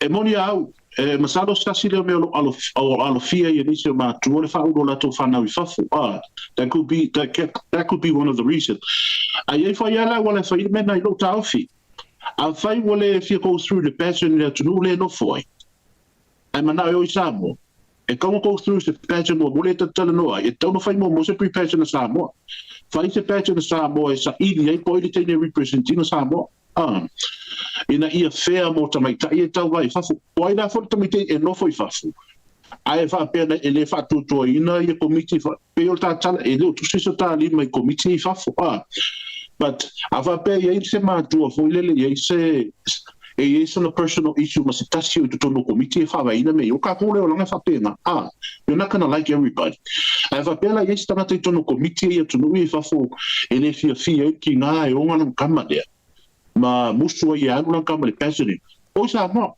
ai ka una face passion no bua sa boa ia sa i ni po isu yo sa mo e o mai le kele le wa pe ole me muri le sa i le no sta usando le tata no that's the fair way to do it na i lo le bele ole tau va o te ni i fa ia skip le si o vanga pi o nga o mai sa o passion but ia ai pe ia le tata no tau foi fa pale ni le fu fa tau foi le ole me fea why it's a bit unfair pe tata no ai le tau va o te mai tai fa foi passion ni fa foi sa i le solo to no sa po ia to mai tai le o sa bo na to fa so sa o mai ia ke mulmus ia e tai no ia pe ta wa mana to e fa tu mana to ia ngai ila to lo na fa mata upu ia le official tourist sa bo pa pe ona to ia na fa mali fa to no ino tulafono mta fa pe nei mana te le e fa tu mana tu e ta ua ia o le vaenga o le nganga le tau faia e le se me le nga se pe ia faingo e pe ia faingo ngi kau vanga o pe ia faingo o ta longa ia faingi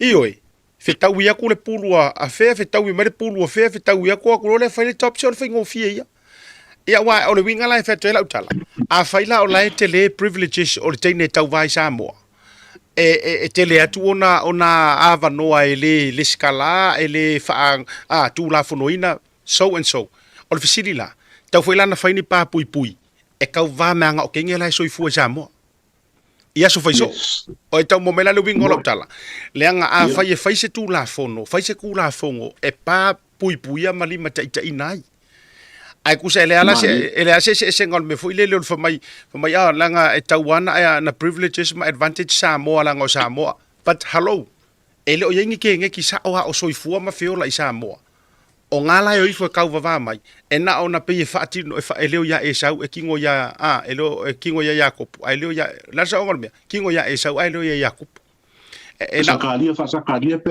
le hoia pola poia wala winga na te fatoi e fa mai e fa ngofiar kala i fa mai ia le langa kauanga ngale ko kusako to privileges ma langa o ngeisa mo bla bla bla al fisila out of all these 15 girls nga ia se kinki ia tele lo ia pe ko kasi pe ko lu ar kenge ki umanga nga olo mai fenga ngui matulanga fa pena o tene ti umai va tu ia tu fa fo Samoa so ia ula e tau fu ilana fai se ia inga le leio le na vaenga e tau fia ai le feo a tono e o fala faue talai le vai malai a tono e tulanga ese tau sanga nei mai o te longona o le patch le wo matu e aveo se fa tupu manatu i la tau sa mo lo fa Tautai le patch foi le e tulanga ese ma ufa le fetaumi mai o tamaita i tau vai le tau sanga le nei o le temi mua le o se furulima man tua temi tua nai ide o le fai mela i tene o fia tau va yes a o le faʻasoa mo nga wanga le wo i nei le atu e uia i komo mo fai mai o kaun karso i fonga e le na sa mo tau tai fafu but o le mena te tino lia sa tau te lope te mai tau ina le langona le tatu o tunu sa mo a toa lava sa mo i fafu e wa foi lele o matua fa fia ina la ngono tangata i le fia fai mea mal mana i bao a le la o le sitani manino le swinga malo le fia le wo yai le tunu a lele mo kwa ka paki aku fafu lele wo se furi mateni a tonu la pete mo le sa le manato fa pesto tele a tonu le la fa tupu manato pete le ile officio de touristi sapo liu lo le tofa awa a fa au wa wo kala ngo so le mele no fa le ali mo a fa wa o tu le sitau va mal tau so fo ko fu le komiki o i tu malo fa palo tama le lato patchen sa ili me se lato no winga o mo lima fu mo kupo ka ko kengi a tonu le o ngan mata upule e fa tu pula ngona a wa ono tino le media taula na ye se se a foi taula na ye se tu na inga committee ale Samoa Tourism Authority e fai le mele ina nei tupu no winga waka wala fai dorko ia ka wanga a komiki ia a me nei tu malo ia mai no fai no se la topete ko ka a foi le o se ili mai it could be it's possible in fai no tupu le mena ono le faʻasoa mo nga wanga langono le tumu fia mele o saulo e ka ko saulo ko foi le no ina o yeri swinga malo mana ia wa jalanoa i le swinga ma le lolofia tole tunu e moni lau sau noanga sa lutongi a fua i le toe i le sitia o le tūlanga wa iai ia le tūlanga o le tauvanga tausala o le nei and I must acknowledge for ia o te fia mana o acknowledge for i le taumawhainga le tausala le saua heilani ma le saua al whaawau me moana sa lutongi o le winga e lena whaatula utala e na ua toe mantobo umar COVID sa le ingi ka kou ka whainga misi lockdown whaasolo atoa peina toe fotuai mai lo le tamaita i leo heilani o le pusta le na tupu mai i le teine lea o le toi titia malo i tatou le Miss Universe yes tasi lea whaalawi loa tele o Samoa tasi lea whaamaite tele mo tamaita i o le tatou o tunu e le kau whisiningia o le sikingiki nga makua inspired my love vaile i le tūlanga lea yes le nā lua ia le tamaita i o heilani kurupu e represent tatou i le Miss Universe. Now, speaking of the Miss Universe, o le lalorangi a koa. Ai tatou first runner up koi kikia. O kera longa aia ta ilo ia au te loa o tatou e te tauna manu malo. O mātu leo heilani, ai so o fau mai le tamaita i o fuatino moe moana. O le mana ia fo i o le tapu e nama le sa valia le fo i tau sala. O le whaamao popo tamaita i mai ai le laiki o tūpulanga ese.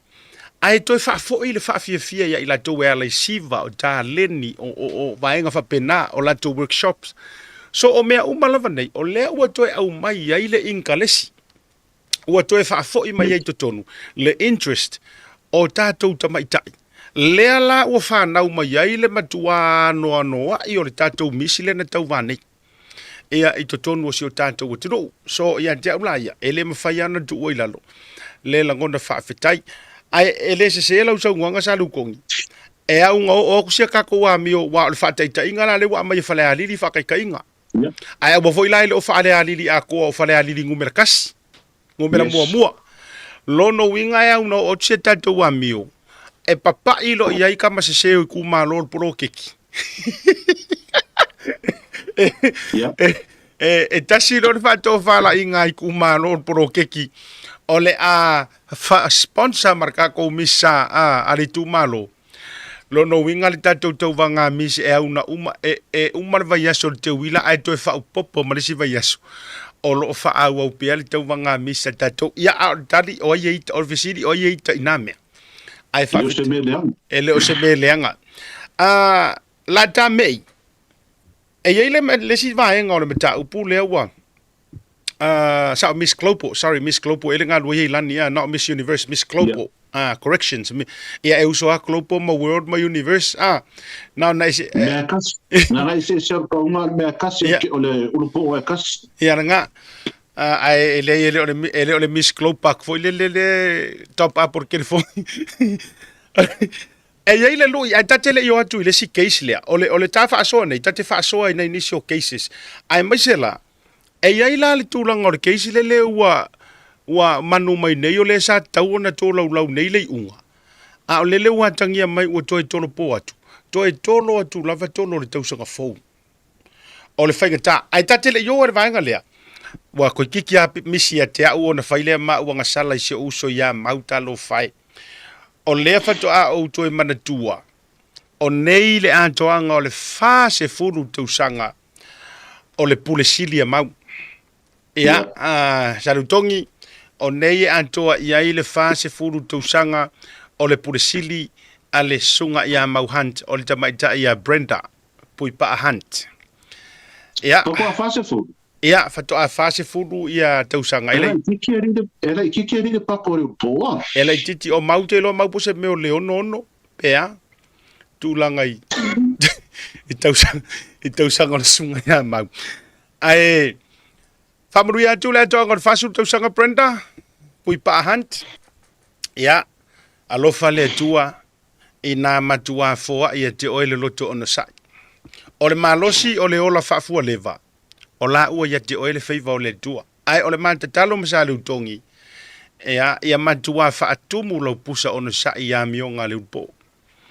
O whea e whea rua iai, o a fo ia na tala o le awhai atu ia oele me whea rua iai ta vale, i le vaveao o le awa uli ma le tūnewa o le pō tau lava ina lue i eilo ulu e fōlinga mai e te taritonuina ai e mama ia mama o ase taritonuina o mei e whea rua ia alofa te lea tūru porokalame ia mo oe le tua fine ia fase fatoa fase fure la ititi lava ia le ioe ia e tate vai atu le tauso pe e fōringa mai ia le uso ua matua fo i te loe pe tai tupulanga ia te pe tai tupulanga ia mauma masila po tui vasa ia la fotu sale utongi sa famunuanga ta fame ia le lista metau le ai o le nau e ftale e sia te moli fai o musu o tau e moli famunuanga wa ia le fai tu sunga ia mau pa wal me fa popo mana ia le fa utonga ina na pusa no sai ia e po a foi me pida le upo e mo ke o mo ngi anga pio o ka wa ka kago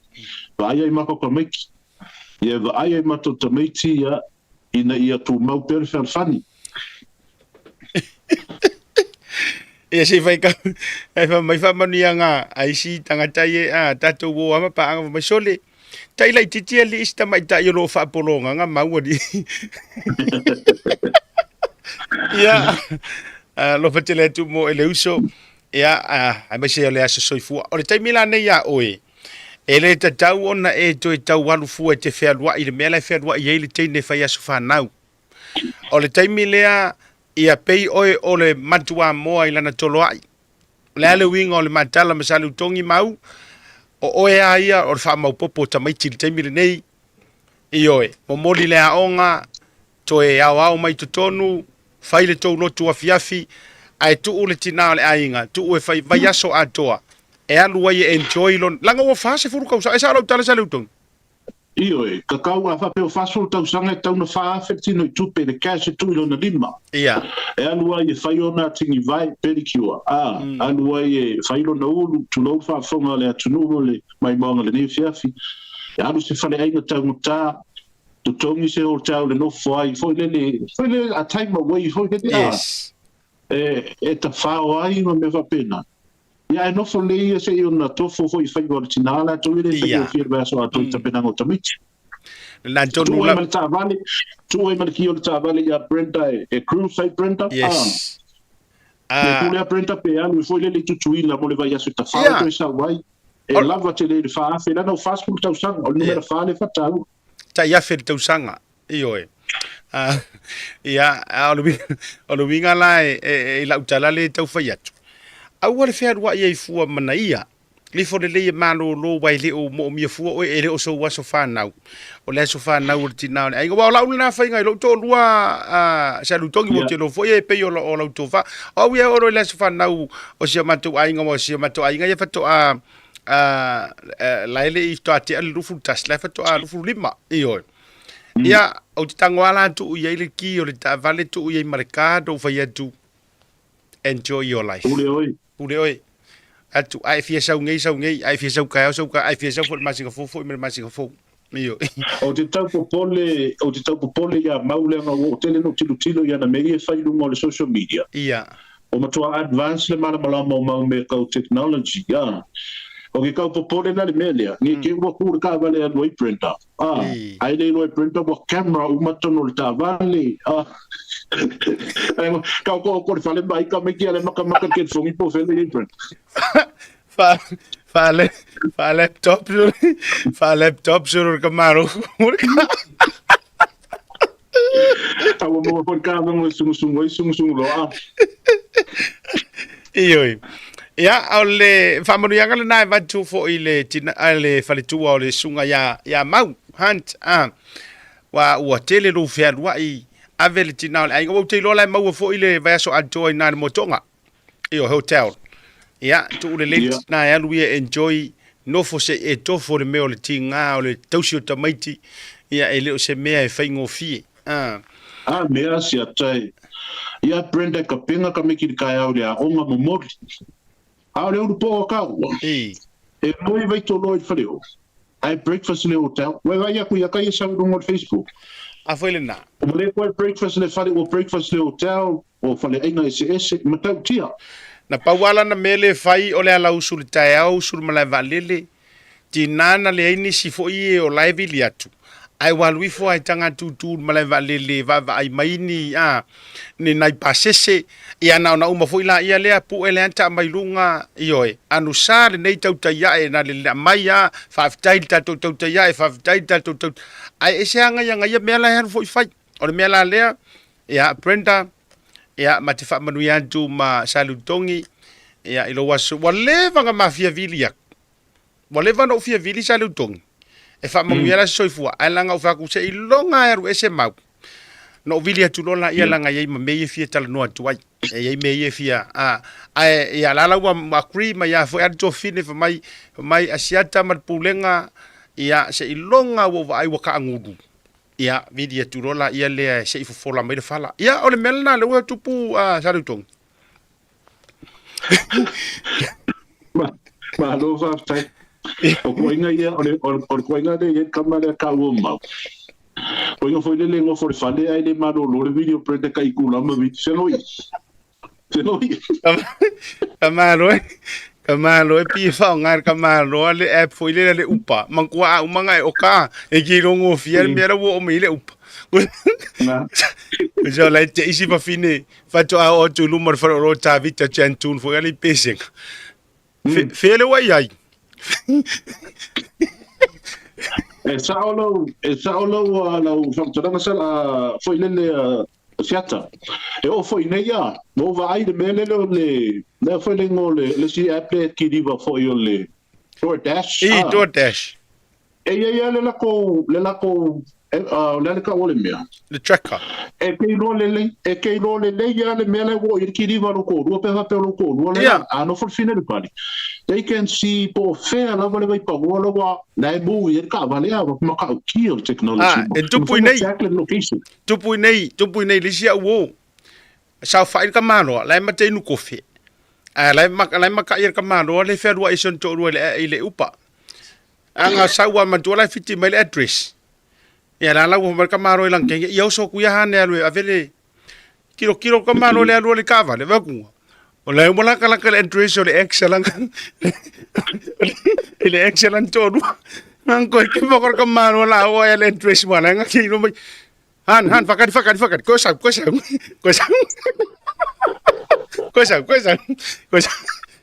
awake e anu le address nga sa moni. O tua le anga o mea yo upa ma to desari. Ya. Ulanga ka ko fa penga le po if you prende ka mino ala maka ko in the location po fele. E rongo winga mai atu ronta mano la afe ta vale si fale tua. E alu le Moatoga la celebrate wala i mare poku mau le kere nga ka umesi la ya no nga vai ko maro la afe yer ka valuation to lua e ngo mau manga ye mai han adu se me lo ngasila adu se me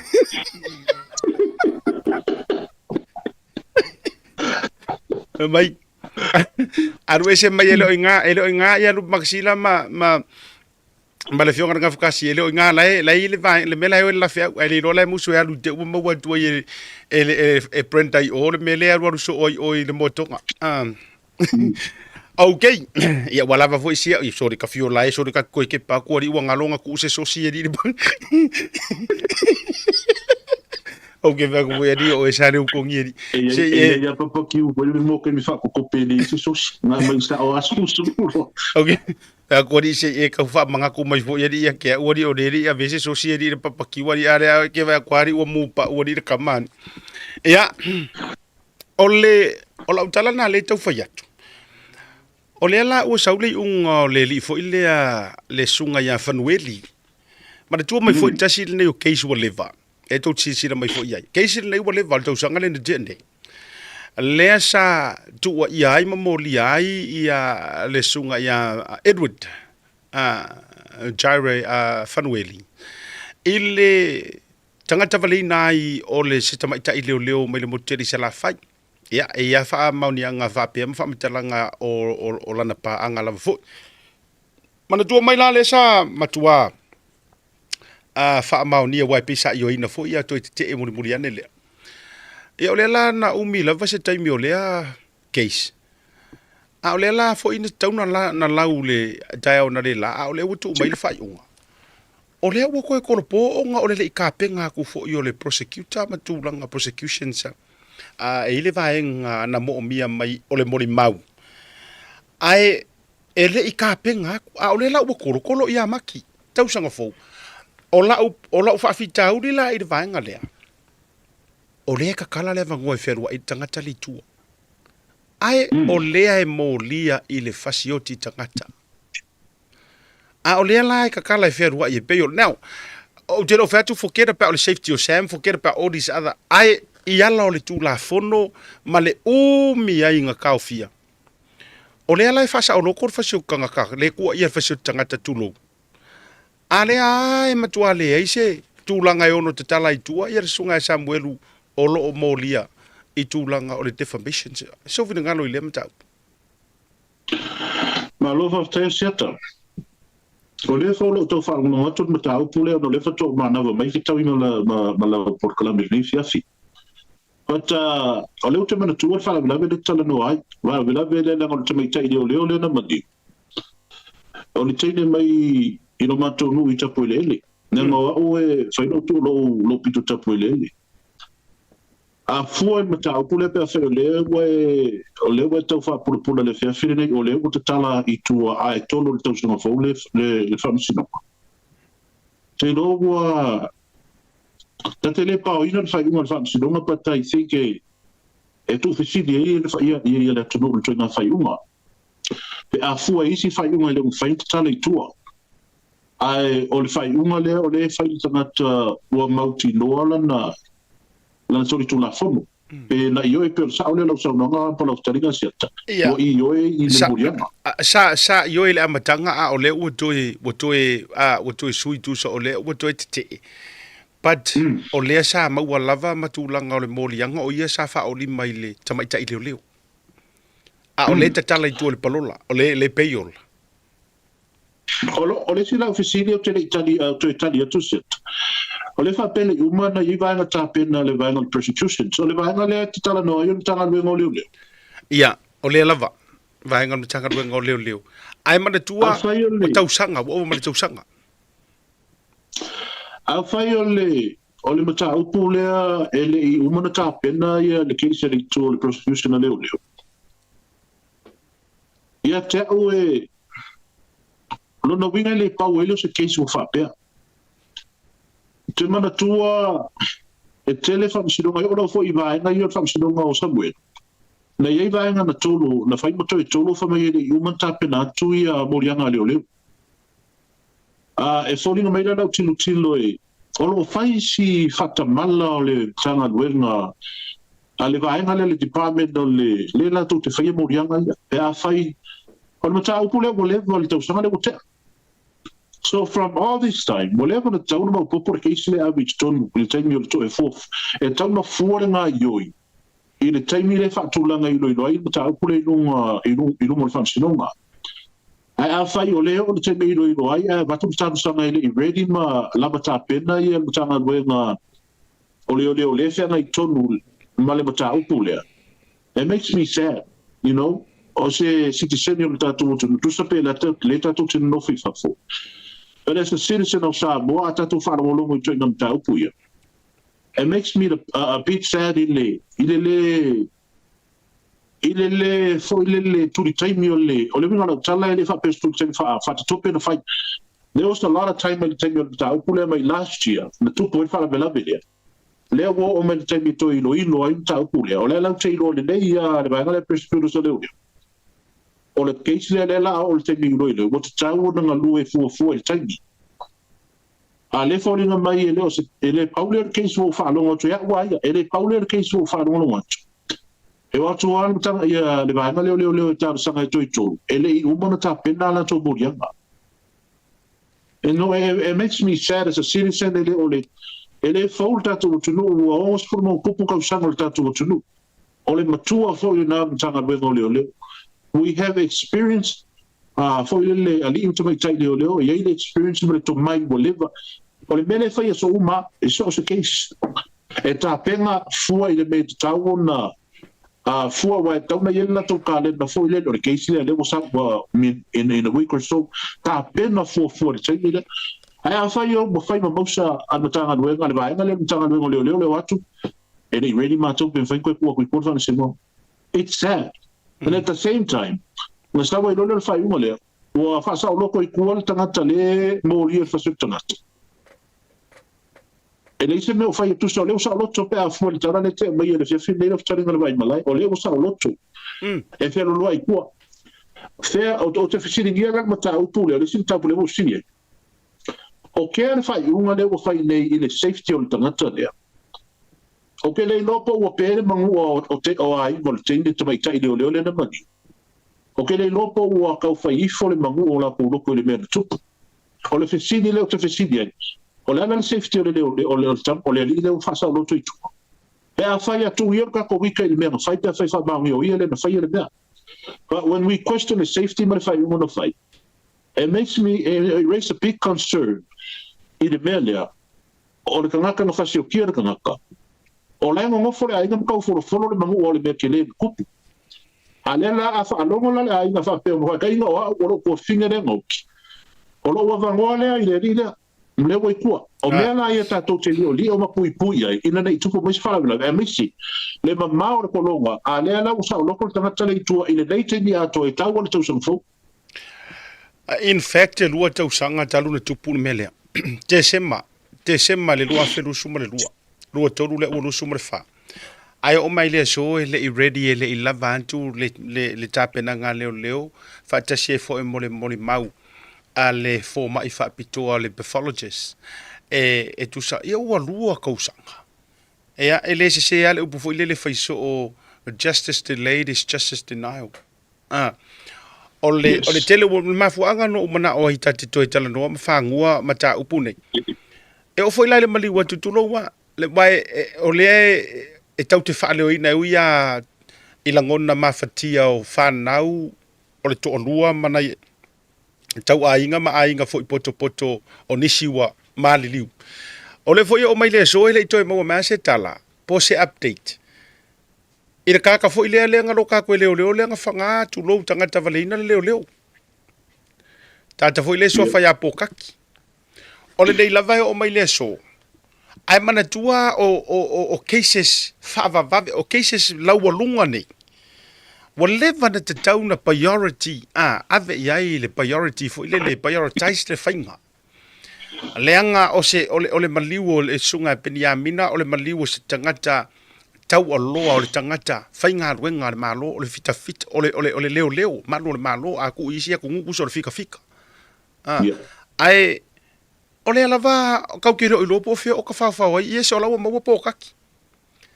o le ase update mai po o se tulanga fo ilele ua o iai ma le fisilia la le tuli lo ma fo balanga o le na tau vala tu se tasi o ma fa tal no nga ma le sunga la le mali to ma le tua mai te lo pena e ma ua fa tal no nga le na sau no ai ia tau vala mai ai sau no nga le sunga le fionga minister e mauatu le malo o lea e afisi lava tulo le fana e peia tangia mai o lena tau wivi ngaka wivi marka ngaka lea ngaka valeinga. Now if that is the case walanga o lea e peia maua mai ni tala i le taimile na tau nuu tua iloa pega mua ia leo pega mua ia tanga tole nuu matulanga fapena mana tua mai foi sa iai le ata no utu atu lunga o manua o le sunga le malu le malo ti lo fu ai si le fia tasi le tu loa i lona i tu ma le lua la le lona mua ulu vatu al fa fonga le atu no wala ngo ke ngang ule mana o e tafi ma le pisa i mene le ngai la fia ya te tau na vane ma ilunga te tau fo i fainga malo te tau fo i e o lo ta i mua i nei mea ona matua seu sila ma avatu ni su elele su e mea alela e tau tu fa tasi atu tu lo wa fa anifo male tala le tau sau no ma ile le te fono ale fa tu ile tu sa mo tasi lunga ma fa tara no ngal lu va so talu le na fe ila na fa mai senga mai fa be mai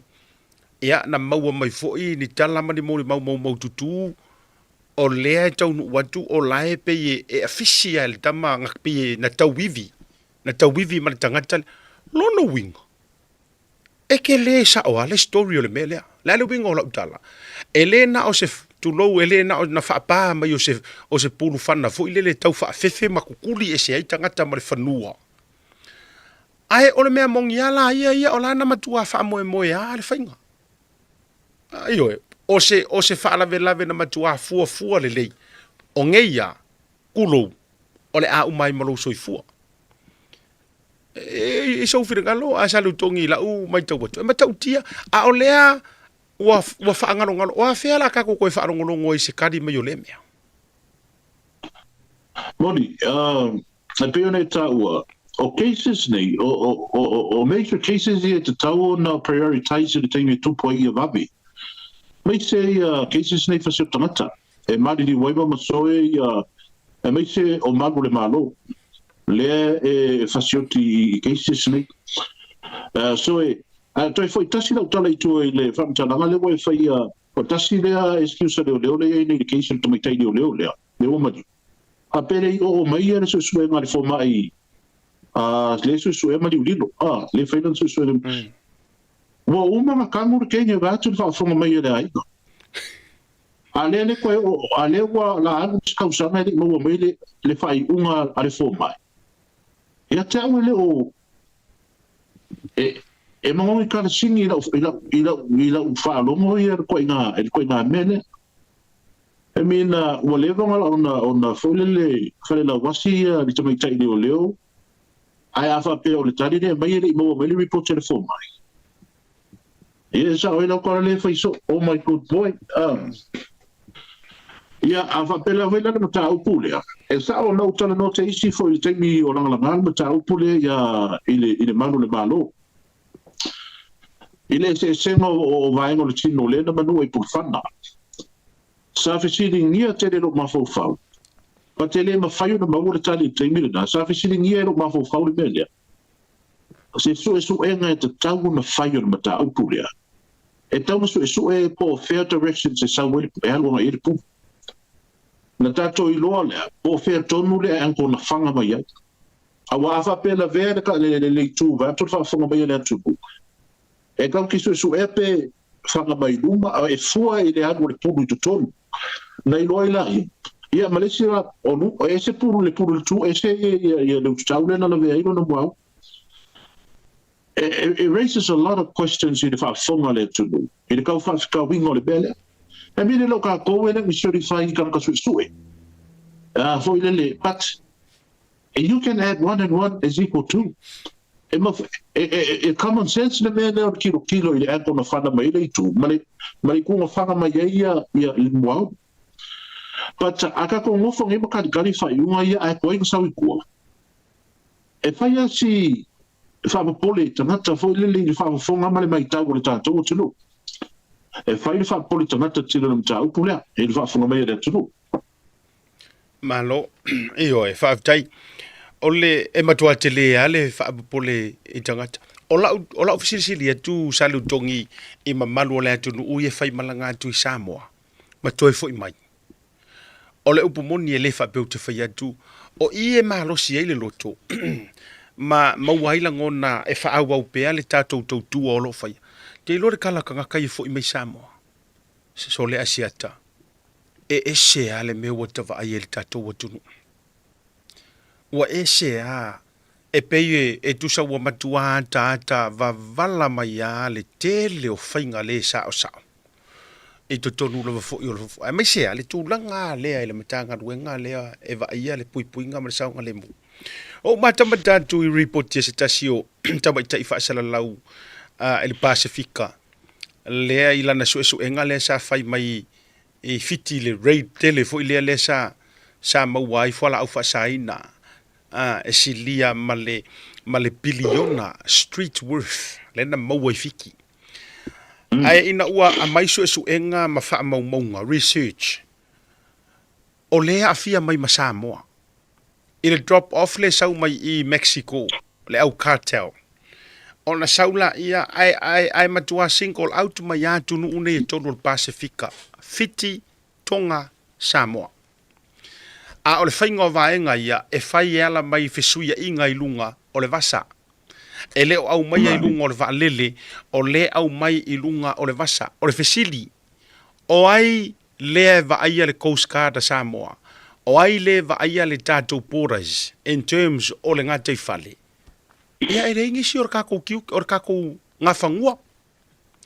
O tangata ia e totonu o le matangaruenga o leo ma umia le power i le makangaruenga o leo. O tangata tonu a ia sai kukongo le ngawhangua. O tangata nei matua si pōki lava i mea tau borders. O le fesiri la. Ai se ana le malosi mai ai se saua se ai sai ngā o ngā pō a o iai si koi inga o asi play clock. A o iai ia ngai ko inga o ngaru vao ia a whaasoro o kua ia ngai kua. Ai se a. Ai ua matua winga ese le nei vai taimi. Matua winga ese. O le winga na lea le na whatura te tala. Lea ngā e 1 + 1 = 2. E tasi wa upopori tasi e loa tua mei tutupu. Ai se a ua sui ai. A o lea ele e whaasolo inga le inga ko whaalele. O le fisiri ngumera kasi ngā sare ukongi rau ke fisiri ai. O lea ka pisa ngei i le leo se kako waalele. Whaititia malanga waalele. O akuru whai ngā malo wha e kisir kako waalele le ngā kau a mai ki ngā le ngau. O le fisiri la. O aru i luma tūlanga o whemalanga inga le ea ia Samoa. E le ai meipi e le ai. O lea e whaasolo ngā ikua. Walanga wa le se kako Virgin Blue le sai. A o lea matua vavele ar wakwar fala au fasainga. O le fasili la. o fe fo ngi me la langai e kausi lo le o va lele ma kau ringa ko va e aku ai matua a asale alua tu le tatou fala o fa sai nei tonu o le ala le winga ya o me na lu tau fa tu le fa pe a mea o te tau le pua malafo ai le anga a fu experience al tanga tale o ta ia me tanga ruenga o leo wa sai fo ile skai mi sa ko me singa fo ile to na tia sunga lo le nesi tasi fo ile tanga ta sai lungo le va ma tulanga fa pena ia sala pela pe ma tu foi o la au malosi na la pela pe ai ma uma tu ia foi a malona te mila tu a la ko ngwaia le foi la o pale mai ia le komesina o lo ia le te mila dei ia o lana le mecha o lungo va a o ina tonua le fanga ia iso su enga ia le o matua liki tu ile lo watu o fora au fa sai ne donu tanto o tu salitongi ma lo fa ftai seta me bobo wo le ro aku o le o tala no mai lo si fonga o le ro atu lo ta o le o le tu mau au fodinga au le lungo le tatou screen yeah no le wata le o watu a paule mo le ngole so for may change the battery pack so no ina pole ma arko anyway la tari atu ni mata pole wa fa so mai e molia Tasi le pole na tele I lau mai tau ia ima lau tala noi tana te isamo. Oa makua wha tupula ia le sa sao wha afi o le fuala au wha saina I tono le tata mutunu. Ai, o te leo tala noa wha peo le marijuana le se me fau i Samoa, mao le me mawhaina to tō I Samoa. A leo te tala noa le fuala au wha saina o le aisa ma le fuala au wha saina au tale tala noa iai. Whaetua lau tala lea seta. Le mai mua mai sa mua masalo mai mua mai whi matanga te lau tala noa tuai. E ei le tamali na mafaʻasoa e alusoa I sa mua masalo le matala noa. Na whapela na whamtalanga. O le me malia le tupu I sa mua le sawa tele le whalau whasaina. E ei ka mai ki fo iai e ki poki aku mai e kungu mamau. Ua fo ilelu koe ki poki sa mua I la kusotu la fongo I gei. Nga ki poki role I sa mua mantua, a ti poti atu I New Zealand po Australia po Amerika koe ki poki sa mua le me ke sau mai e. E ke anu anga o lava I pipi ro pa. E ke le anu ma se kupe o fea le mea mapu e oe leo. O I ngā a mai ai oe ka awhia, ma molia koe a oe le vaalele ma molia I sa mua. You go with nothing. A le me malia le ua maua nei ni se tamari whaafonga mai le tupu. O kele o kanaka ngenga ki poki aku. O laua mau mea ma mau kui sa moa I mo car rentals. O le whesini leo te whai atuai. Whea e o aku ai ka maiki ngei po kanaka ngei mangi alako fia e whai ingi car rentals right away ua step food I sa moa o ka ngu I sa moa. O lea ki poki aku I kungu ngei whafo. E anuanga le me pipi le pa. O lea miki afu o fuai vatu le whafonga mai le atunu. O whea lava le me po e mai ai leo. Ki e ki poki anulo I sa moa. A le maali o le mele e kaungu I sa moa. Kasi le masima, ua whai le rental cars. O le kaimi ngei, o le moli mau leo ke mau o le kaimi ngei. E leo ngi rental cars, wani wapenga se furu ka vali. O rental cars ia masare laka I nunga le koru se furu ka vali. A o le mele manu ia, alau manu ia lau whaalongo le mele. O le mele o le aisa. O le fesili whela koe le aisa. E le mawhainga waku se fio, aisa I o sao I sa mo I rungo se valini. A maua I ngai aisa I rungo se valini, le ngai me se ako pa, wai tuli whaafonga le atunu. O te tā ofi mau tari tonu o se ata mare whaafonga me le atunu, o le keno le mele, o le anu aku I rungo le sabi. O le anu atu I runga I vaa o le sabi, ia le mele o le aisa I lau tiru tilo, ama o tari tonunga le ia. Le anga whai o le mlai vale, le scan umame sau, e foi le unload mai le vale, la sau tono le mlai vale. E kiu ke uma mea ngama ma go through I mo meo, esu e, le foi mo ita I whaua leo esu e, me wha peo whalau whasaina. E iai lo tali tonunga o lungo le sami, waa I fisuia I mea. E le o iai, e le o lava le protection.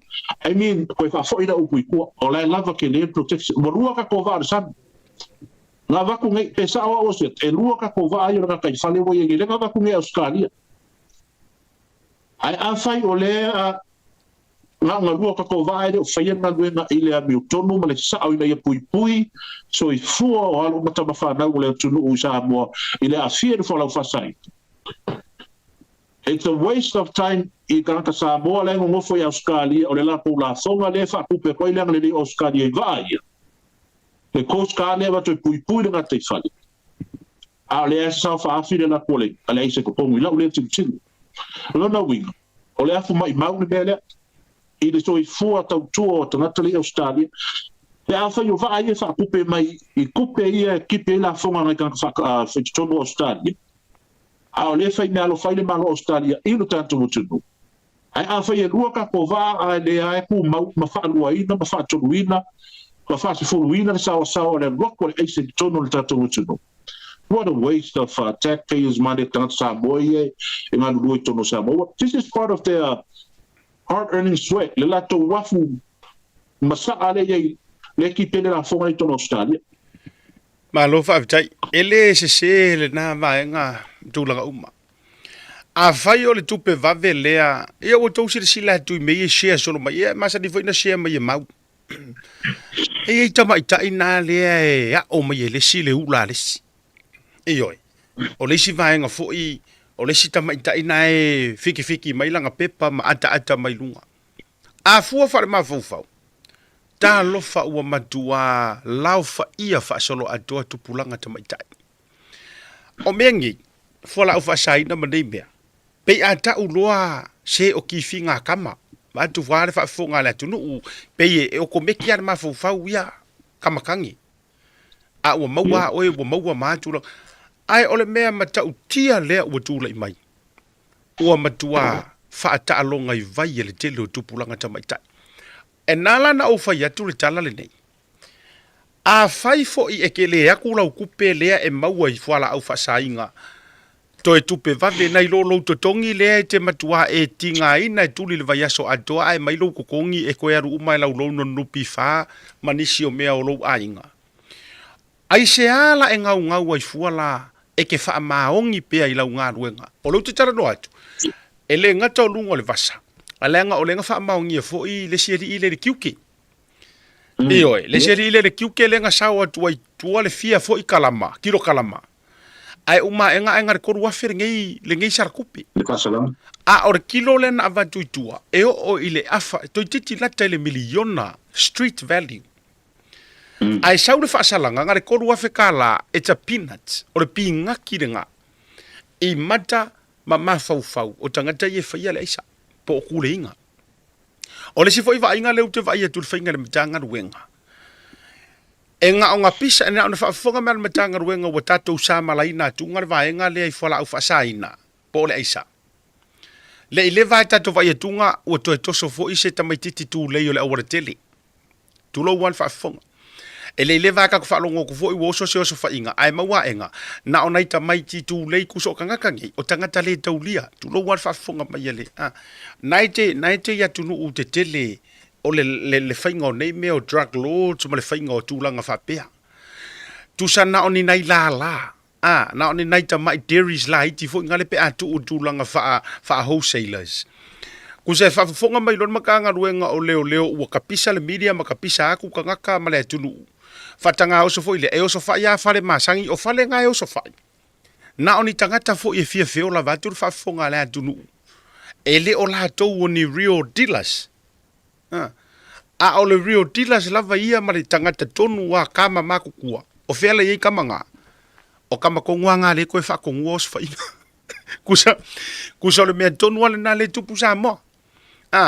E tu sa e lo le ya le wari ia sa fa fa. Le anga ole wo ko kongo makanga ruenga le malo. Wo ko kongo makanga ruenga le malo. Iyo a fai wo sakia mai le sui fo le CEO o fai nga paloka ma sakia mai ia le siri le sa fai ma la fo le nupi fa. Wa tangata mawurulunga ole ala me ala tatou mafufa wo ele o afia le CEO o fem. A ole winga le o te fai tu wai. E popoko kele kama ye ufufia mangunase. Wa fo ila wala to loa ela to nai fale fo nai fale o nai tangata wa masangi wai loa leo o fare kulei. o fale ia le tu le le na ona tapisa tua ma tele le tala ia fakanga o so fa wa mana tua mai sale utongi ele uminga ai ko kongu ai ko kakara mai oi ku meia ioi ele umina i tonu o le fasalanga la ia ia ngara kuria fo singa u ongo masinga koru masinga ongo masinga ia pe kausanga ole kuringa yo kausanga ngai kaimi se pe kuringa o vaiasu ai wale ai masitulanga o se popole a wafo ilanga ma fua isia o lai safe o lai saunga le mua lunga i kama makuku o kama makuku fo ia o tamai le fa ia to fa tonunga o la ule na tilo di tulanga o fo o te le te e le saunoanga a le sui pa le mia le sa ia tautino e lona tali tonunga wanga o sia i tono Samoa o te ioe ma o amene o la so fina ngalo le maule ala usunga au to fa salutu sa le siata o toa fai na tā lava ma pupole lo tulanga o le tatu o tunu. I mean, o le kele fo i o whaala me labe ia tau tā vani i tupu Samoa. Most likely involve in mena whala whasaina. O lea e ta oto nei le si case no tau fiofia o te le tara nori tau pune le la whamatala tulipone. E ai le si case o le hit and run. Na maliwa i fo i le stamaititi. E ano fa pe atu te le lope te sila fia o le tamaititi e tau ia te uto sa tu maitea. O le ta vale le na la vea ai. O le tau a inga o le sa komisina tanuai. Te le lopo se kasen po se nefi. O le tanata le utu tala noa tuai. O le background o le tanata le mutua maalosi a kule inga le mero reisa. Tasi le nam tau pule tau tonei o leo te tulituli ana ma tau pule nei. O le ale te me tau nuu ai luma le whamsinunga. Na utala noa le tina. Lau le tau le soa whao le tina tala voe ana le tamba. We'll keep in touch, keep in contact, let me know pe all the case pe le ai.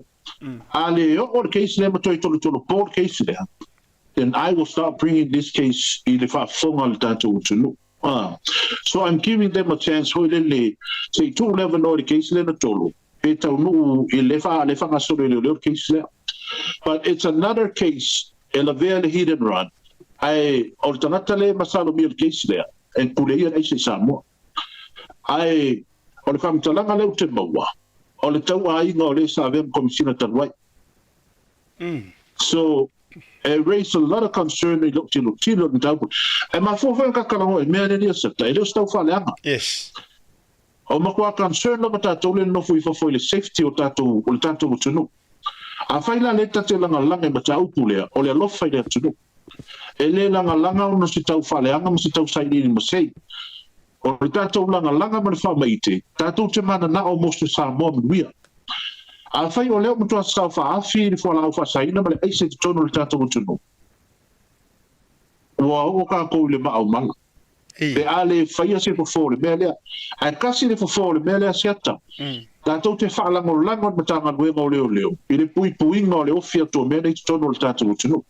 O ranga kai whale, e le eise se o le tatou o tunu, e leo an whakamino sanga o le kako makai whale. Na o le matanga nuenga o leo I lato wa. Pa te mawhai no whape atu. A whape o au le, e kake ngofo mwhika whare mawho whaule mea. A whape o au le, o ke kule I aisa. A whaia o le sao mai vaai o aku mai Mexico, pe a whape le titao. E mawhai anga o alu I whape o le usau ma ke ki kongu o alu I kaira whawhai I singa wa afi fo I le. E koe a e mai are wa afi I kaira ngakai whane o makongu, e reiro sis. Pa de whaalango lango le mea lea. Ia pe stau foi le levo le po I pia. Fika mai whakafka whenga kai po le kā le koru le vaveau mo moi umakanaka. Mo re ko yengi au whaiwhaiwa. Onga waru role kei se whaafia mai le make kira. E ae mai, o lai mwenga pepe makongu. So, ai whaalango lango le pui ngole mele. O whaka he lua leo le ta milo pui le tatou tunu. O sau le lango na seta, e mtua I whaika kanaka. Langa kau kilo o la e ngako o le tau te no fui fa. O ka ko ai ngale mo fui sa mo. A koe ala vea vai se soka ko ai ngai sa boa i se hire brand sisike. E mo waifo e la vea i meio aisa. Kiri ropara koe ngai ka keika, i ka kene usan. Mai o le anoa i o le whaalawelawe o lo tupu re ngata fo i leo lunga o le awara tele. E vo i lisi ta valena le nau i lunga ka piripili va turu whaafonga le tunu i malie. Pe ia ua lua tolua so talu wai. Na ua vai e tunga na fo ua afia i pe ua afia i malima po mo tusini tama i lima po le alava o le sa whaafoina le ta vale o le fesili. E feo ai ai ngai au wala le leiu i lunga pa ua ka vale au i lalo i le whale va tule. Le whaafonga le atunu. Wano ai. Mai e whai atu lau tala lea. A le stu a ai le malo i le tūlanga le matanga ruenga leo. Le mea le ono utapisa salutongi ma au te tapisa lava pea. Po o a fea pe tino mai pe le tino. Langa o kala le kusi pa ia. Ia e o ono ina ia tino mai ke riso. Kala ngar kusi. Pa ia whamai. Ia e o ono pila. O whaasa moanga ngai sa. O ngosai. Se ia tino mai ke riso. O le ala winga o le tala. E le mafai ngā uwha vai ai le vaenga lea. Ma au te sa malapea mo utui. I le whainga malo. A le whaia le vaenga ngā kou polo misi ai le taimi tonu a whato a manu mai le tala i la veo tu au. O le kali le ngā. I lo utari tonunga sa le utongi. O le tali le nā. Le ngā au whai upoko inga mono makua le me mua le me mai le tua.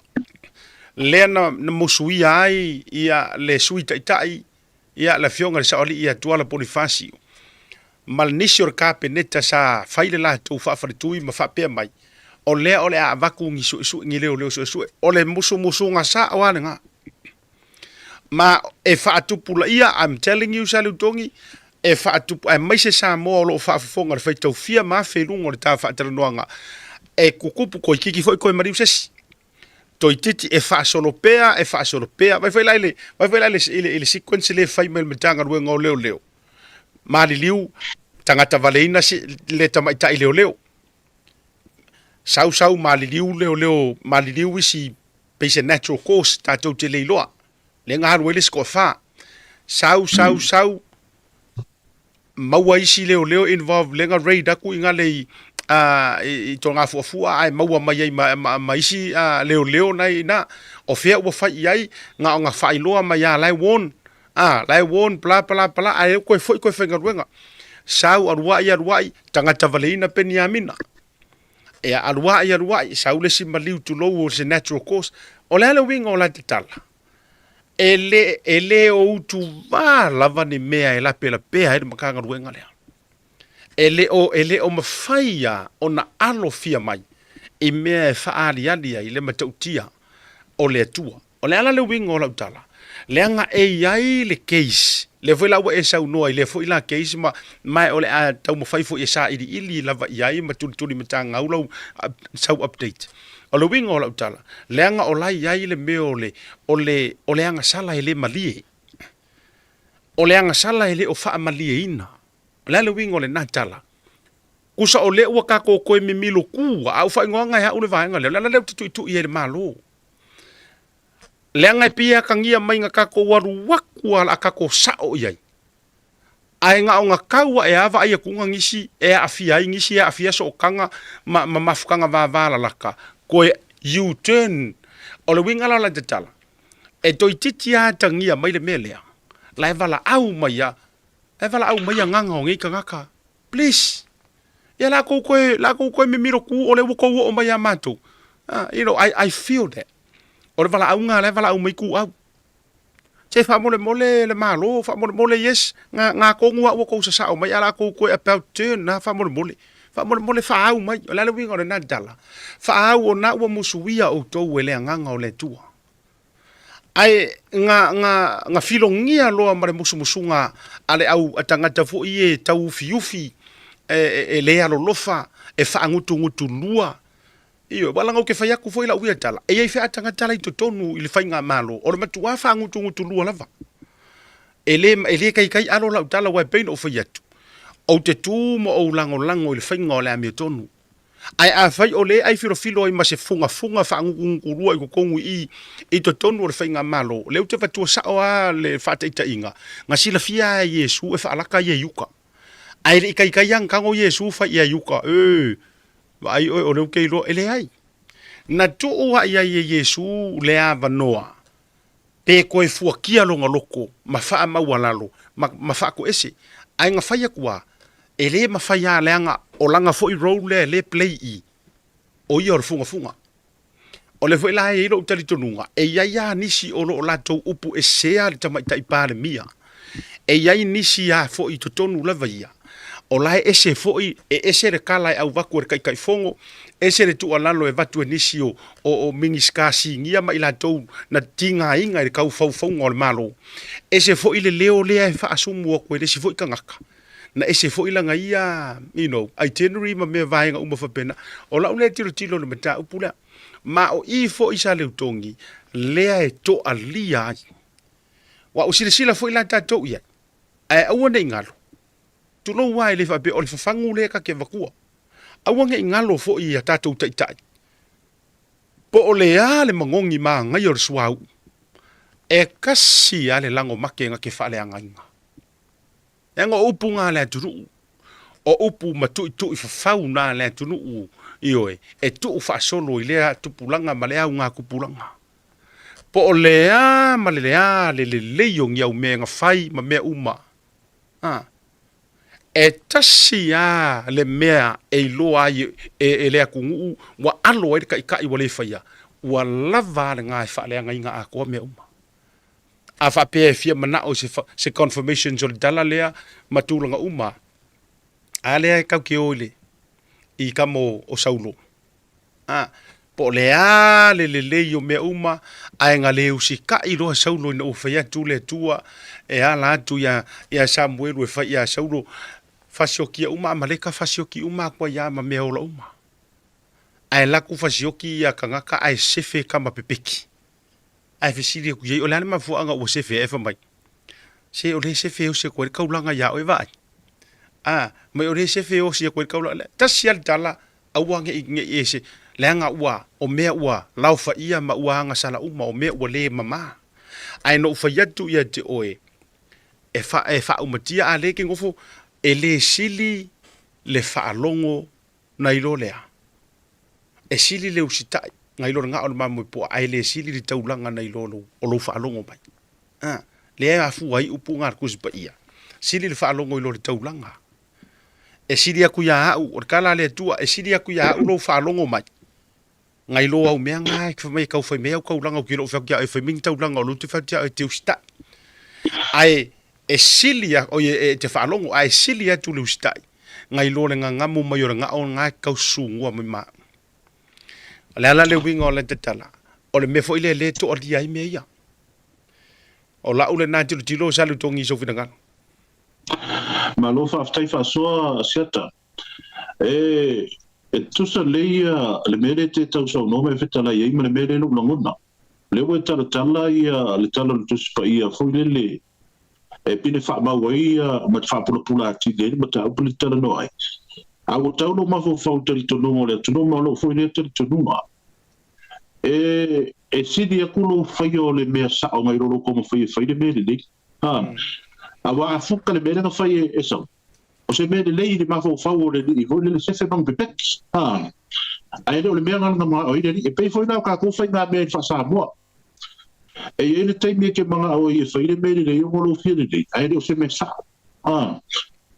it feels good when you do the right thing ngai lo como fai fa malie se me manga fa malie se ska mo so vi ai le me sa o ngai ngo fo le ai ile ka ilo ko fa wi ngai ngo le me le tala noi pa fa wi fa ni fo le maule tu spa ye ma le maule ta to tau fi to telefo yo o le atu no le tau singa le yo ainga ei foi na le me le wa tala no ai ile mata u pule la le ta to tala no fa so ai lungo o por kalami ile fa tu no le malo fo le na ia lo tatu lunga ele o tangata uma e ofi mai tu tono le fainga malo fole o le this is a test ole pe ina mo le fainga malo fole ia te au I ole test le tilo ile tunu tilo ile tunu ona tato I lo le O ai de kanga kai koe e kisi ai I lesi whainga pāloka. A o ai de kanga ua ka kaunga whakawhea. Tātou te mana na o I lesi paia I ngā leo le aso ai. Ina ia whili mai. Ngā ka ngaka whai mea sā. Inga ia manuia le lau te lenga o le tātou tunu. Pia ngai sa mo tu langa na iri whaola. Whili longa au so. Ngā filo mai ai man ka ngaka lea o yuta. E mawhai anō whape antu I le mele te whitalai le whiawhiri nei. E iai fo I yuka lai ko kongo le whainga malo le tūlai mai nei. Oh yes.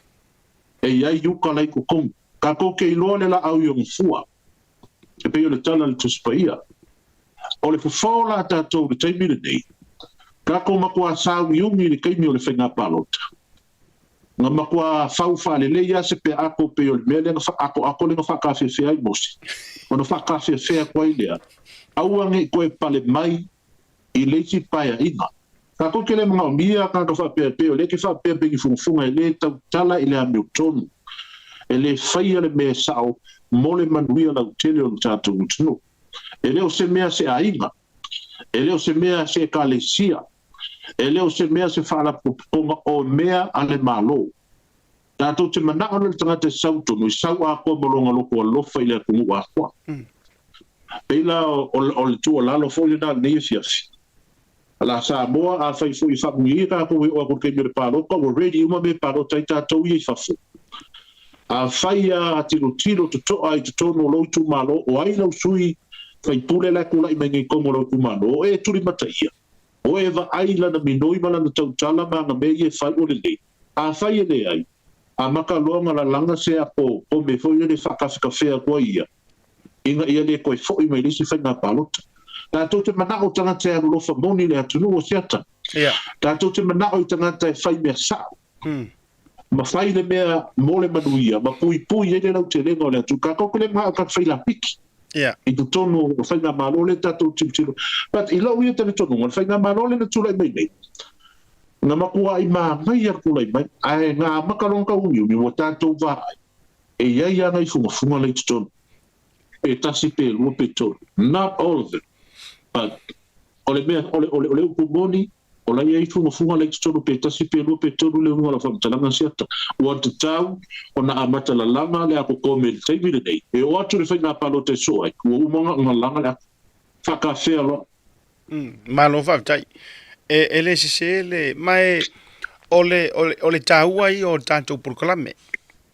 Lau fo I porokalame o le Tautai e manisi o le auso I oe o savea, tu la epa whaafitai sua, le tamamatu e vui I masina mua, tau mawhainga fo I le uso I turisi, and so on, le lisi manisi te ua misi lau.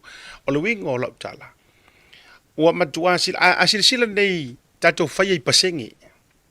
A sila nei I tangata lātou te muri tai, ma lātou malama I vaenga I tātou te whamanino atu. E whai tau fia se lau afe. Whai tau fia se lau afe tangata lātou te ioe. O Samoa, e le a kose milionga o songa populations. Se lau varu se furu mona tupu Samoa. Wa toa te le atu Samoa wa o SMI fafo. Tu Tasi Amerika, Australia, New Zealand, Manisio. E siriaku la le movement ngā ngai lo tangata o lai tonu o Samoa. Ua malama ia. O le maenga sa esau noa isa le utongi e iloa le la au iona fua o te faa I oe ma o amene le nasa unoa ngā. Ua lava fua ia kau ke vaa ia kuai I makanga ruenga ka ikasi. Ua lava le nā tātou te iloa ai. Le whaipule o lo o alofa moni, ma le whaipule na saue eli aulu. Kei loa. It's about time kau ke avea I kala sa sao I kambaya. Walanga foi a fai mai la tau tala ma la tau foi upu faʻasoa a kako ele kai a feifeia. So who are they e whapea onga o le whaipule a le mawhaile anu whai eini e tātou whamatalanga me tūlanga. As long as tātou te leo ta alo I le tino o le tau te ta alo I le issue e se mai whainga isi vaenga fo I le o le lātou wala na whasino manga ma lātou tiute no mai e whasinga oi ma wha umatia. A o le wing o lau tala. It's about time for us kako ke ave sa oi le kala. E uma lela uma no whatau sanga. Toi al tau sanga fou, o kau sanga fou ia ngar whakavalenga fo ia o whakosinga ma whalau iloa. O le ala le wing o lau tala. E tapau tai me toi tu ma toi tilu. O ai makanga ruenga ia nga makua whaakere ngese ma whaako adia. O lau tala le la whaiatu. O le matanga ruenga o leo tasi le nei matanga ruenga matua te lo o le lau walunga i o matanga ruenga. Matua tu wai le whaale tonu le taimi le nei. Turo. E leo uma. Tu lo wa ila tau. Alanga when we talk about matanga ruenga o le mau te tara noa mai tai. La tau ia. O le isi fo i matanga ruenga o le fo te lo e uia e se le faʻasoa pasui ma le tele fo i ona o whainga matulanga iai. O le matanga ruenga lea e whea ngai ma le MCO. Tūlanga i o ngā ruenga whawhaitaimi ma tūlanga fo i o. Tasi lea matanga ruenga. Wa leva fo i na taulangi mai fo i nisi o suinga ma vaenga uma. O le ata te tau tilo. Ia, o le mea le kupungei e o mai ale au kakewai o tangata ele ia se suinga. O ka ngaka ia na fai la piki mai kaimi o le HRPP. O tangata lava fo i nei le fai la piki kongur kaimi ngai. O le ala le winga o la utala. A le matala ta i o le whaavanga whaufai o le whaatotua i le tua sa mo ua tasi. E peia asia kako wa mi o le City of Troy. Ioi. E so o maltua i ngā vaenga le na. La e mita le ai vo ile o Troy o fe vo ile o i creek la e mita fa e le sao le fili to tonu ai lilo yo lanto manatu o le fili la wala ko fai karisua fakasi eyo la wa sao atu to tonu o le si matanga ruenga o le matanga ruenga o turisi e fa sao la tala lea tasi lea matanga ruenga e mo o mia le tele o le to nana o fa yatu wa matua i mau antoa le faitaufia miliona lea sa iaia vanoa fo i e malanga mai ai vale le fo ia sainga lenga le akua o ngai sainga sa saaro la tuta mau a inga koe filosofi vale le koe fo fato le manai o nei na fuafuanga na iai o le ale mena tupu lunga o le loto ma le felau toa ka ofi ai ngai ngā famu o la nei tangata na tau fia o mai le au vaenga ia asosi ia nga ko mumui ma ila tou ia lai faila to faritari malo ma nisi e faila ko pisingisi wai pei o le vaenga le na le na pei na fatau te ele i le tūlanga le fa mai langa le la mangui ai pai mala fai o mai la su e mai ngi kupe ave ngai ai ngai yang whakaula ko ako esi o mai a mai ni tupe ave le au whakau ngiu o mai a mai ni tupe ave le au whakau ula le makeki o mai avengi kupe mo ainga whatau whai pula me whapena. A o nai ainga i a small business ma ainga tau batia. Na matua benefiti atoa. Ina ua to ai atu malanga kau ngu ua kurisi whalele mo moro ki sa moa salutongi. Na I witness and I've seen it with my own two eyes. Na o na palalasi au pasi ngang kukur ma keki fo ile ai funga lei. Mama ato a niu whai pula o esi, you name it. Halu fa ai ke va ai le fia o ngai ainga. E le kupe ua maua. Ai na lua tua o le lona lua. Ai ko solo markafi. Ma fua mai sea. Ia ona ole manatua fo ele mana o whapea ile. O fea la ua tua ne iai. O fea la ua tua iai nei mea matulanga whapena. O ane mea matautia ua whai nei matutupu. Le winga na leta te whai atu. E iai lava. E iai lava matanga ruenga. Lea ole anto e tilo le iai. A wā le si whai ngā balota. Ia? Wālanga ole a kungu uia i la utilo sa lutonga. Ole a tunu uia. Ua mala le. E le toi fia fo i le lo pala vatu a le whafonga le tunu. E le toi fia fo i se si le vaenga sa tatou o mai ai. O la ua le tala. E le ia se si e tatou te toi fia fo i pei o le pusi lana pua inga vatua. E lo pala o tatou uma. Wa tatou move on. E paua le vaenga i te tau o na whai le vaenga le tūlanga o le whainga malo wa tūla i mai. O le kiria ese o le. E lo fore kala le li whaola. Wa o ka ua o ka karoloku sa le utongi. Te le lopo te whao ngā utusi. Ai si... Pei o mena o whala o whawai. O le wana o tō fisa so atu a le wai o tono ai le wana lea. Pe alif te reina tū le saito e ola whatasi ma le titania. O le paya inga le mua le tatala no e leo whaiwi. Ia. O le pai inga ngā lenga ku o le sei koe o le whakasi mo le titania. Anaia. O leo o tau whai wi, o le taime le pālota, ua matua whaatasi le seito mo le titania, o na se I loa la I o le titania mo le a. Whakawhea. Ia e reo. A se I la le se ei, e leo se I foi le le, e se I lo le le pala. Ai ku I lunga ka ngokula au foi le le ngai au wana I toiola. O leo o tala noa whawhata, foi le whawhata o to whata ngata whama, ke le no ia o e pesa e whama, ia sui sa moa, a ka se ia mo le vau le anga, foi le na kula I nungor ka ngukula au ia, au o lagon ki I sea no I toiola ai. O le vaenga lea wo o mai na ua e sau noa di tūlanga lea. E te sila fia la oe. O lea la whaatoa o loa tonu le winga o le upure o le se I malea. E te sila fia oe sa leu tongi. O le se I la malea a lea a tonu o le sa malelea I le sa whaapito po le tamaita I pāle mia. Ai te sila fia la o ka ngaka kongu ai whaakaungu unga le se I malea. Maybe it's not her. Maybe it's us. The voters. Yes. O le alu winga o lau tala. O le winga la o lau tala. Maybe langa sa malele ale fionga le tamaita I pāle mia tutono le pāle mene I le upulo le se I malea. Ai langa o le tau te tapisa antu te tauna execute lo le mena te mile nei kili nginga o isi matanga ruenga. Ia ai peia tangia mai o le ai tau tu au lafo so na fina ngalo. Au te la longa la o le vainga lo loto I tu atu o le whainga. E toi fo I mai a lea ai se I e Samoa.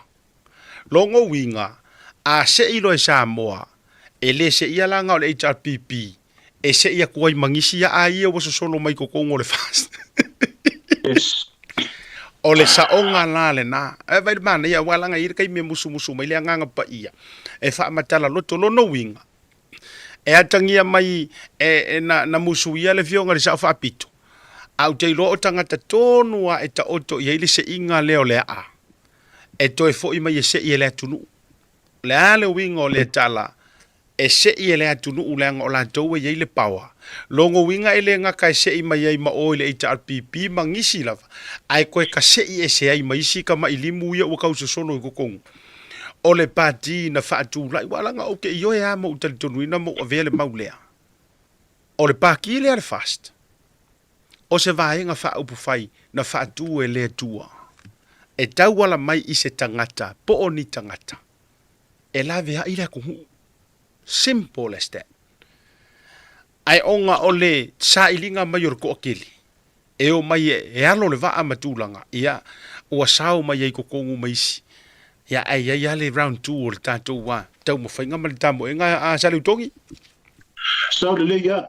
So se au la kapia, ai le sau ngi o ka alungi I polona, nge whai la ko friendly games hui, la ko test match hui, o le mea lel pai anu mua lea, o le test le kiru le tunu, e fuala I le tunu, o le sek malea le wai tala no e siata, e sau le lei, kilo tilo le tangata I le whai pule lo na I tu malo, fua I aila na palota, a whainga wa ai antu e whale I longa ma pei e whalo alo, whai ma le whai alo na tiu te ilo na ato atoa. Ele se lau pasene. O te tau na whata whea le ave e le kisi. E whapena foi mai o le line 2 le 2 le foi le tua ngai lau tilo a seta lau te wa tuol mata au pulea. O leo te whatalitali po a whea lote I le palemena le koe kasi le kausama. Le keisi lea o le teitai o le tua ngai ma le whaino tusi. Mana tua le whai unga le whamasinonga. Whamaonia mo lianga. Ai le fai se fa salanga o le mea nga ia fa singo nga ia le fa pui e le ma faila o na tu ai le me tau na fai le parlementi le nga ia le fa singo fa parlementi la tu ia tau pu tau lo e fo le winga tau lo me fa pena e ka kau I le parlementi o nga fai le ke la fa fena no fo fai pule e to lo fa ma o so tu la fo I le ai no fo to no le to ai to no parlementi e ka kau le palemenge o fais ni tapo le mea lea. A fai le ma fai o na fai le palemenge le toi tau sanga le toi le paia inga le de. O le atu nuu ua ka kau longa se I malea asuia. Suia lua le pe a fai wale fai le pale benge nga ese suia mai ko le pale benge nga le fa ba ngia le court. Le Supreme Court. Le la suri tulafono. A o le sa fai tanga le sa fai tanga suri tulafono i tono le pale mene. Le me ve tege u pole tunu. O le fono mau lunga le tunu. O la tano le tunu u me fa fonga bai. O leo te fa tani tani po a fea o ai le mata upu le e toi na langa i le pale mene le mata upu le. Fai e sala to fai uma. A fai le ma fai le pale mene no fai se fai uma i sui e o fa maudia mai le Supreme Court so tulafono. Then it comes to us as sigma.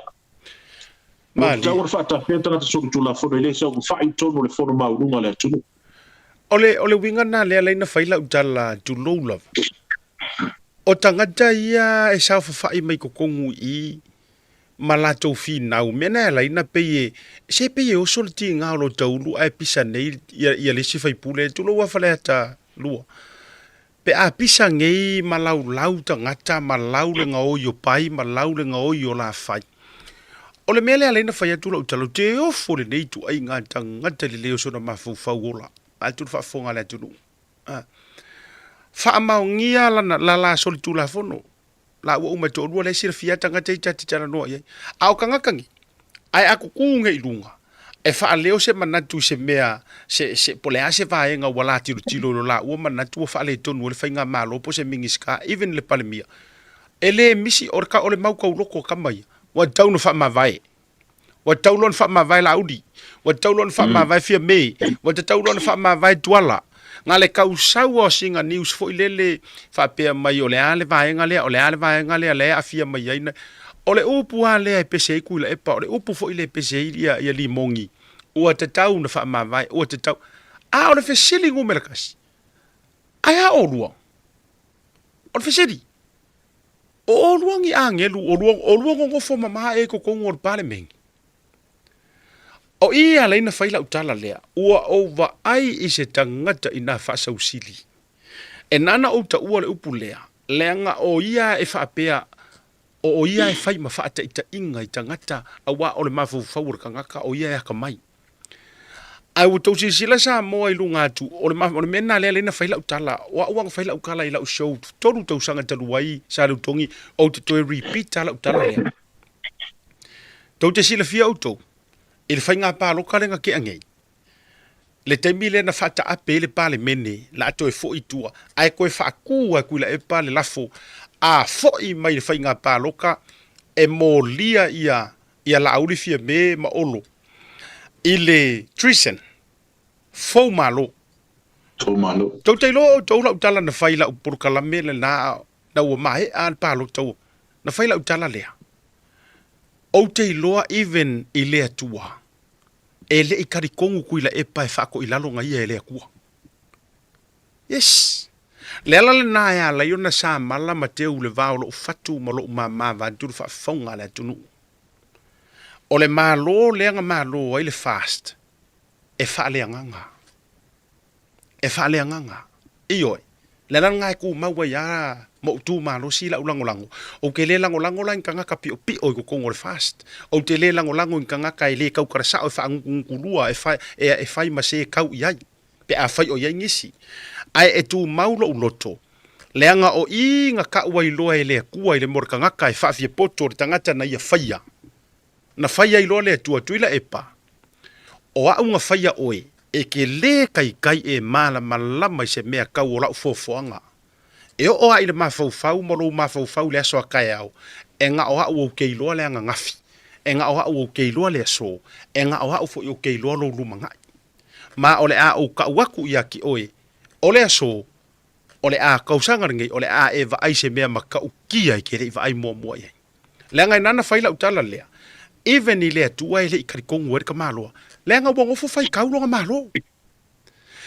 Na nofo fuatia ma nofo fai taulo na manu malo e fua i ana numera e fua yanga ngumela wafo e fa ma ape e nga olo ari kuangai e fa ta ape na olo lava ai matua HRPP ma ya sorry to correction e na olo o lauli na ola towi to fa ma tu ole fai langa kala le fa mai nga ko fa la ko ia matulanga whapena ko kia whātusa le toi ino le au siva ia ngara ko whaare au siva lea vaenga lea e fua la ia na whai unga sa le utongi sa whai vai atu whaafunga mea le tunu na mantua fua tia ka maloa nobody kusa ko ilo whapea umama faufaunga nge pukangesa I'm untouchable I'm untouchable ele o paperongia kele e lea ngau faua ilo marosi langa whapenga paua lea o se tai wa nofo fai tau re toi foi mai fo mai nga mako ko foi o le mea wa ngo foi fua kia nga me e kele pule lo ko foi mai e pule pa loka ngaka ai wa sila la o ia laina ma wa alo utali tonunga le ma o te fina wa lava u ia la ile whether pe fia ngisi pele fia as long as o ke fia le nga o wiloa o le kali le nganga kali ai me ia ma o le taimi foi nei o le mele le tupu nei I le vaenga fa fai le HRPP ma la tu supporters nga o le au fa fia kuila e pa ma le au fa fia li mongi le yengi io ve foi lai por kala mea a siuruna li ina le pu fa se valo inga ai me se foi nga le io a fa mai ia le toi ina io e toi titi o lo tu ta fa ta si o lo ngutu va tu fa fora io ia lo fa me toi ina ia se u tau fa mai fia tu va tu fa fonga la tu o tu langa na ma va ai toi foi mai la utala fa uma tu ai ona esa va tu lo leva no foi sa fa so o la ukala nga fai foi esa ko okay lor ma fo ko ingo kuila e pa e o ai le akua fa marulu atu tama God I'm sorry but you cannot defeat me ioi o lona ma fo le na ai fa akua e loa e le tua ma le tangata o le tangata fu urkanga kai fearing God o le tangata e fai mai e fai e laule valea e laule le iloa o se mea e lau o uma mea uma fo mai e ngaoi e uma mea uma fa pena ai fa ku mer kanga sawa fa ku sawa va arga kanga sawa va o mangu sawa tu ia ole va nga le ta te fa ye tuai e ta tawa ile atu nu u lava la le va nga e fai ma fa ta inga o lai sa fa I ko kongu kanga ka ua fa le kongu o la ko au ua ngausia le tulafono e leo ni road model e leo ni tai e mata iai le va inga ma le solonga le lei o le muri ta inga le tunu a jalu tong ma lo fa tai seta maria faʻasoa o longo fa tutuila le faʻafoga le tunu e miso le mai boanga le nei fiafi ai le ese lo finangalo mai le mele o te tau fifoia o iai ole ata toi fo e tala fola ta fala ni ta upule te tala no ai mele ta o tangata overconfidence in o tele ta usanga o tula I le power le tunu ai sila le lady fa tulanga ina ele sa vem pale mia de nate le fa tulanga ina ana tangata I tutomo matanga wenga le malo e fili e ia tangata I loe I le tau fauwina leo le malo leo le te malo ne pukanesa. Wakako wa aire fua liari le palo ka le na whaine. Nao na suia o le malo. E le se mea whai mo fia le mea na wholau mai e le whatuatua. E whai o lea ai tui o whaurulunga o matanga ruenga le malo. Lela o le pine na o le mea leo te tana noa e toi o seta. He plays people. E loa le koe inga e uska I le mea le whai a koe. And he placed those people accordingly I mata ngā ruenga I isa le malo o whaamsinonga ma mea uma whapena.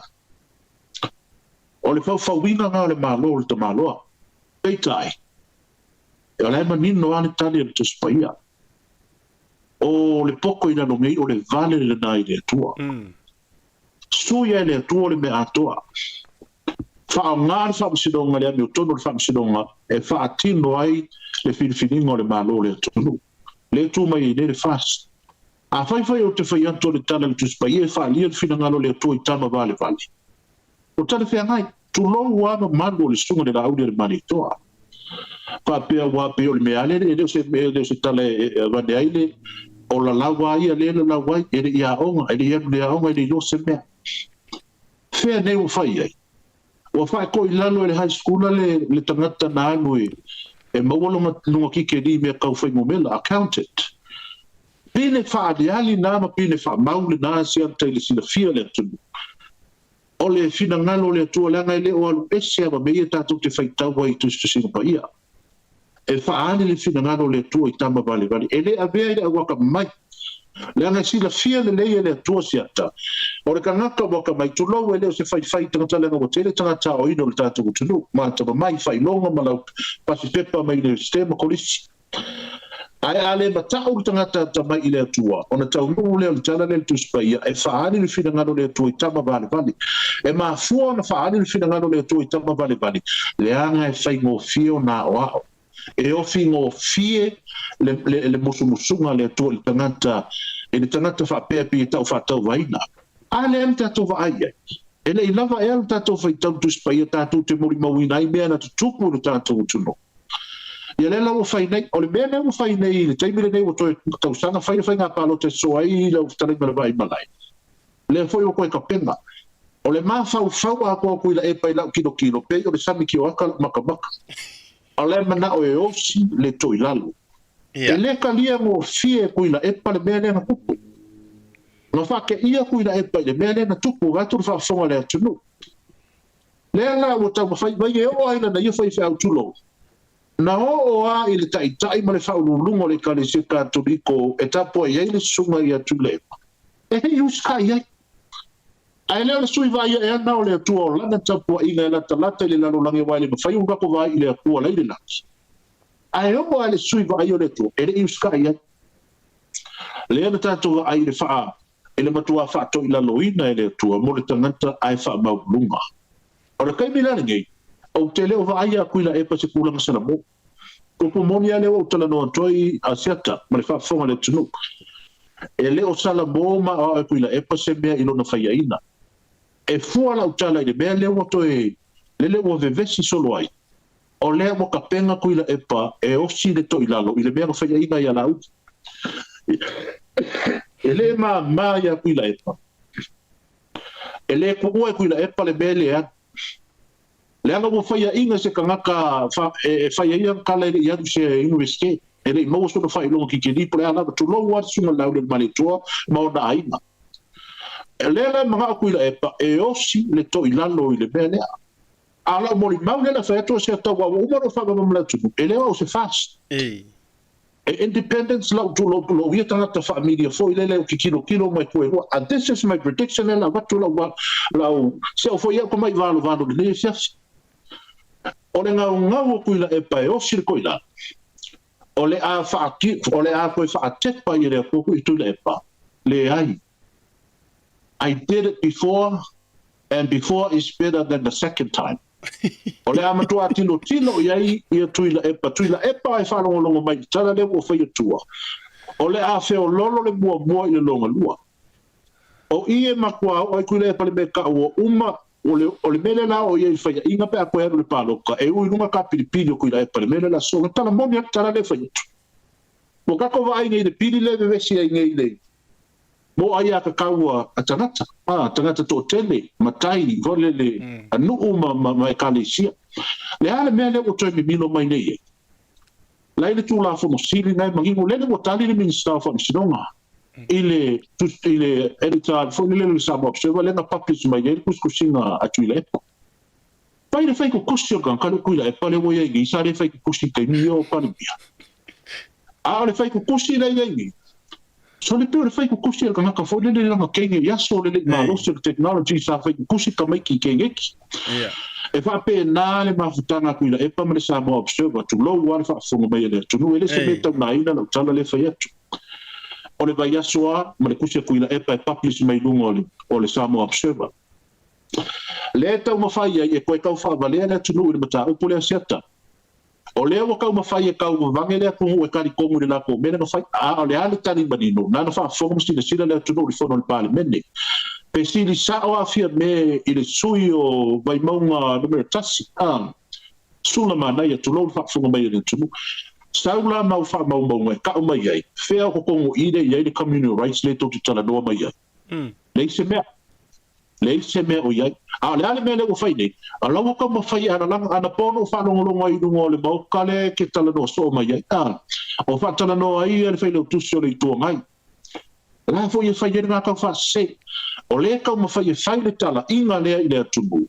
Sa mako kuai ko kongo o sui le whas. E se mea whapena o iai. E pepelo. E lea i se mea whapena. Ane neu kau mawhai nge koe whasa o sao le mea lea. All persons. O longo kau mawhai e whao ngā whao kunga whapala ni lea all persons. A lea i ma se mea specific mai ei se mea ka o se communal rights. Le ai ia te tau lea tangata i tō teli. E au fia i mai kalesia. E nothing. E makua fua mo a atoa i le tilo ma le whaitau le pāle mia ma le e o arwha msinonga. Lo ia wha apitoa mai lan tō le wha msino le tilo le mea lea. Le i se mea o iei tonu. O nā upu tau whaalata ma tau langi mea iei. Wha se ai matai o wafi o afu. Kuina epa ma le tau pipire a mai ere marosi anga ia kako. Mai kalesia. Le i se mea. Ua na o upu, e le se mea o i kokomu. Malo, whaaftai le. Sa fia lau tō wha, sa leu tongi. Ia, ua longo whaatutui lau wa talinga fia longo no le tā taimi. Tā fo i le fitu ia mātou, te lo fuwa tā le tasi ia utou, au le au tā pena fuwa tā le whaisia mātou, vasenga, vasia mātou, au ngā fuwa e le lupe fo i vau esi. Ae i le deia fiafi. E mo mole tuala o wha mālo, ma le whaaftai tele. E le tō wha ta tala ma le utanga sa ya uia o la utala fa tailor predictions o te le iso ma sa salo tu langa langa o te lo le o e le ngata o fo stangata e te la tala tel lo maftanga ma le tu o stangata te sa ili i tu langa e failo research ma vanga va pena o uia e le se predictions ai o la utu walalo il to ina take a holiday simple as that ya ja wa ya faile mea le wo fai Joe Biden fai na ya o tau tama fai unga lau fai Joe Biden ya pasi de polo fa se tua ngalu alu binga yola tala for next elections take a time off, take a good rest holiday avele tina yola ainga ma fa nau ta fa fau toi fa io ina to ya so fo ima le pula la ngoto wa fo ile tutuana to ma tutu fo ia o le talo afo ile tua tau na whaafua lewa o la tau soifua. Ia ai tūrango tiute ia lafo ia le pasi le polo o lea ia isi taitai e le onge la au le vau matua o salafai. Ia whaafitai atu i lau tō whaale nei vanga la fiafi o nole taimi fo i marita whaasoa ua whaafitai lau whautautanga te tala ia nai toi minute ia te whaatō whaama iai tātau mawai aire nei vanga la fiafi lau tō whaasaru tongi po lau sungaintu. Koe tasi ala o whai upu lea no whamawai atu lo lea. E o le whai pule o whaleata numero tonu. Nā makua i loa ni nei ari i tūmalo, it's a waste of time to vote him back. Ina no fōra tūmalo. E ene toi ina na mātala no, e mā nei ai o le mauna mai toi ina nei a te au e wina atu ina epa. E mei ke roi ngani sare upo. E iai fwoi de kā uore. E ese nane upo mwha ngāre ko i ngai ka ua ia kuile. E iai fwoi de kā uo ko i ngā kāka whapengi. E koe a whamai. E hong hako i ngā kāka whapengi whaleanga mea whapengi. E whea lai le fast. Awa ale ai kwa ka whaleanga mea whapea. E le ke i runga ia le fast. E maka alia ma pupula maka o whai mea ai. Ia. Ai ono le tātai me seata. E mori atu le ngai whaafitai lia whiawhia no le avanoa. Whamarurua tu fwoi le troina. E a whatua amana wa fwoi o nau taule nau message mata ma oso mei runga ta whaasoa fwoi. E iau ma tau po le nei whiawhi. E whaamaro atu alofa atu le tātou utinu. Tai. Langa maluina wha fwilele ia malolongo nei po. Maua lau tō wha tala lau whatalinga le vai malai. Hei. Ia utupupuina furu le stenga ura le mali tō awala o tautua mai le nai tūlangi. Awale atu nuk whaafonga ma le sila mai moa le tātou utinu. O alofa tele atu mai nei sau le sili utalo manuia mātou tā telefoi po le ase stemi toe. O mai ai kaungalu o mai vatasi maltinau tamaiti. Ai, God bless brother, alofa tele atu. Anytime, let me know. Yeah, maule se ava no ta whasoai. Alofa tele atu lau talainga. Pea foi lea whionga na Tasi, ma le mamalu lea whainga luenga le Blue TV. E mai se lau tau whao le whonga mua a wā ia le Tautai. God bless. Ia manuia ni fiafi mala sina whaftai whasoi foia. Ia, whaaftai tele, ia, le tau whasa lutongi Andrew Moa mai tifa e moana Andrew TV, Salt Lake City, Utah, ta whātou whaia manuia tauru mangole le fiafi. Soi foia. Ia, tauru kala mawha tatala noanga maleuso, wātu ia i tū te tele, ia ele tau whailoina, te malo mala na tautua. Mai ai Samoa, ia, o mai le Pasifika, ma se ia wha e o na whaiva o lo tautua mai pia i Utah. Na ona to e vatua si tama i whaasaonga lea o le whaasirisilanga lea mo le fast supporters a Queenselani. Pamole mole lava. Ia, o nisi o tātou notices, ia o le ato e fufonga i nantu i lea so tofi, ia, ma le whai unga o le vaiaso.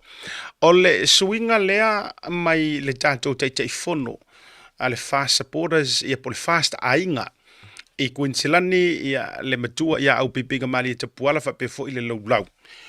O lea ua iei le suinga o na yaso ona o le tūlanga, o lea ua taunu uatu le whai ngā malanga, a le whai ngā malopo, o le whaanga whai le whatuatua i le atua sa mo utasi.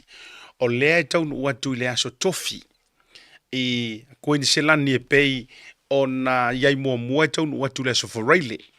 O lea la ua iai nai suinga ia mo le lausi le fia o tau malava o matai, o ta mali o sa mo fo i po so se tasi lava. O lo whaafonga mai Queenselani, Brisbane i au se talia, o lea ua move mai le ava o le whailo inga e whaatautai ai le aso whareile. Lea ua tau sila mai ai, o le update, ma e tani tonu fo o le final update lea ono le tūlanga. E silia ma le lua se furu ma le lua. Le au malanga a le vaenga whaupwhai le fast, e au fiai le tamaita i pā le mia, tai fono le vaenga whaupwhai, sunga le lau le mali toa. Ma le ano anoa i o minister, e a me se fo i o sui o whaipule o le fast. O le alala lea o le toa telo le o le au malanga.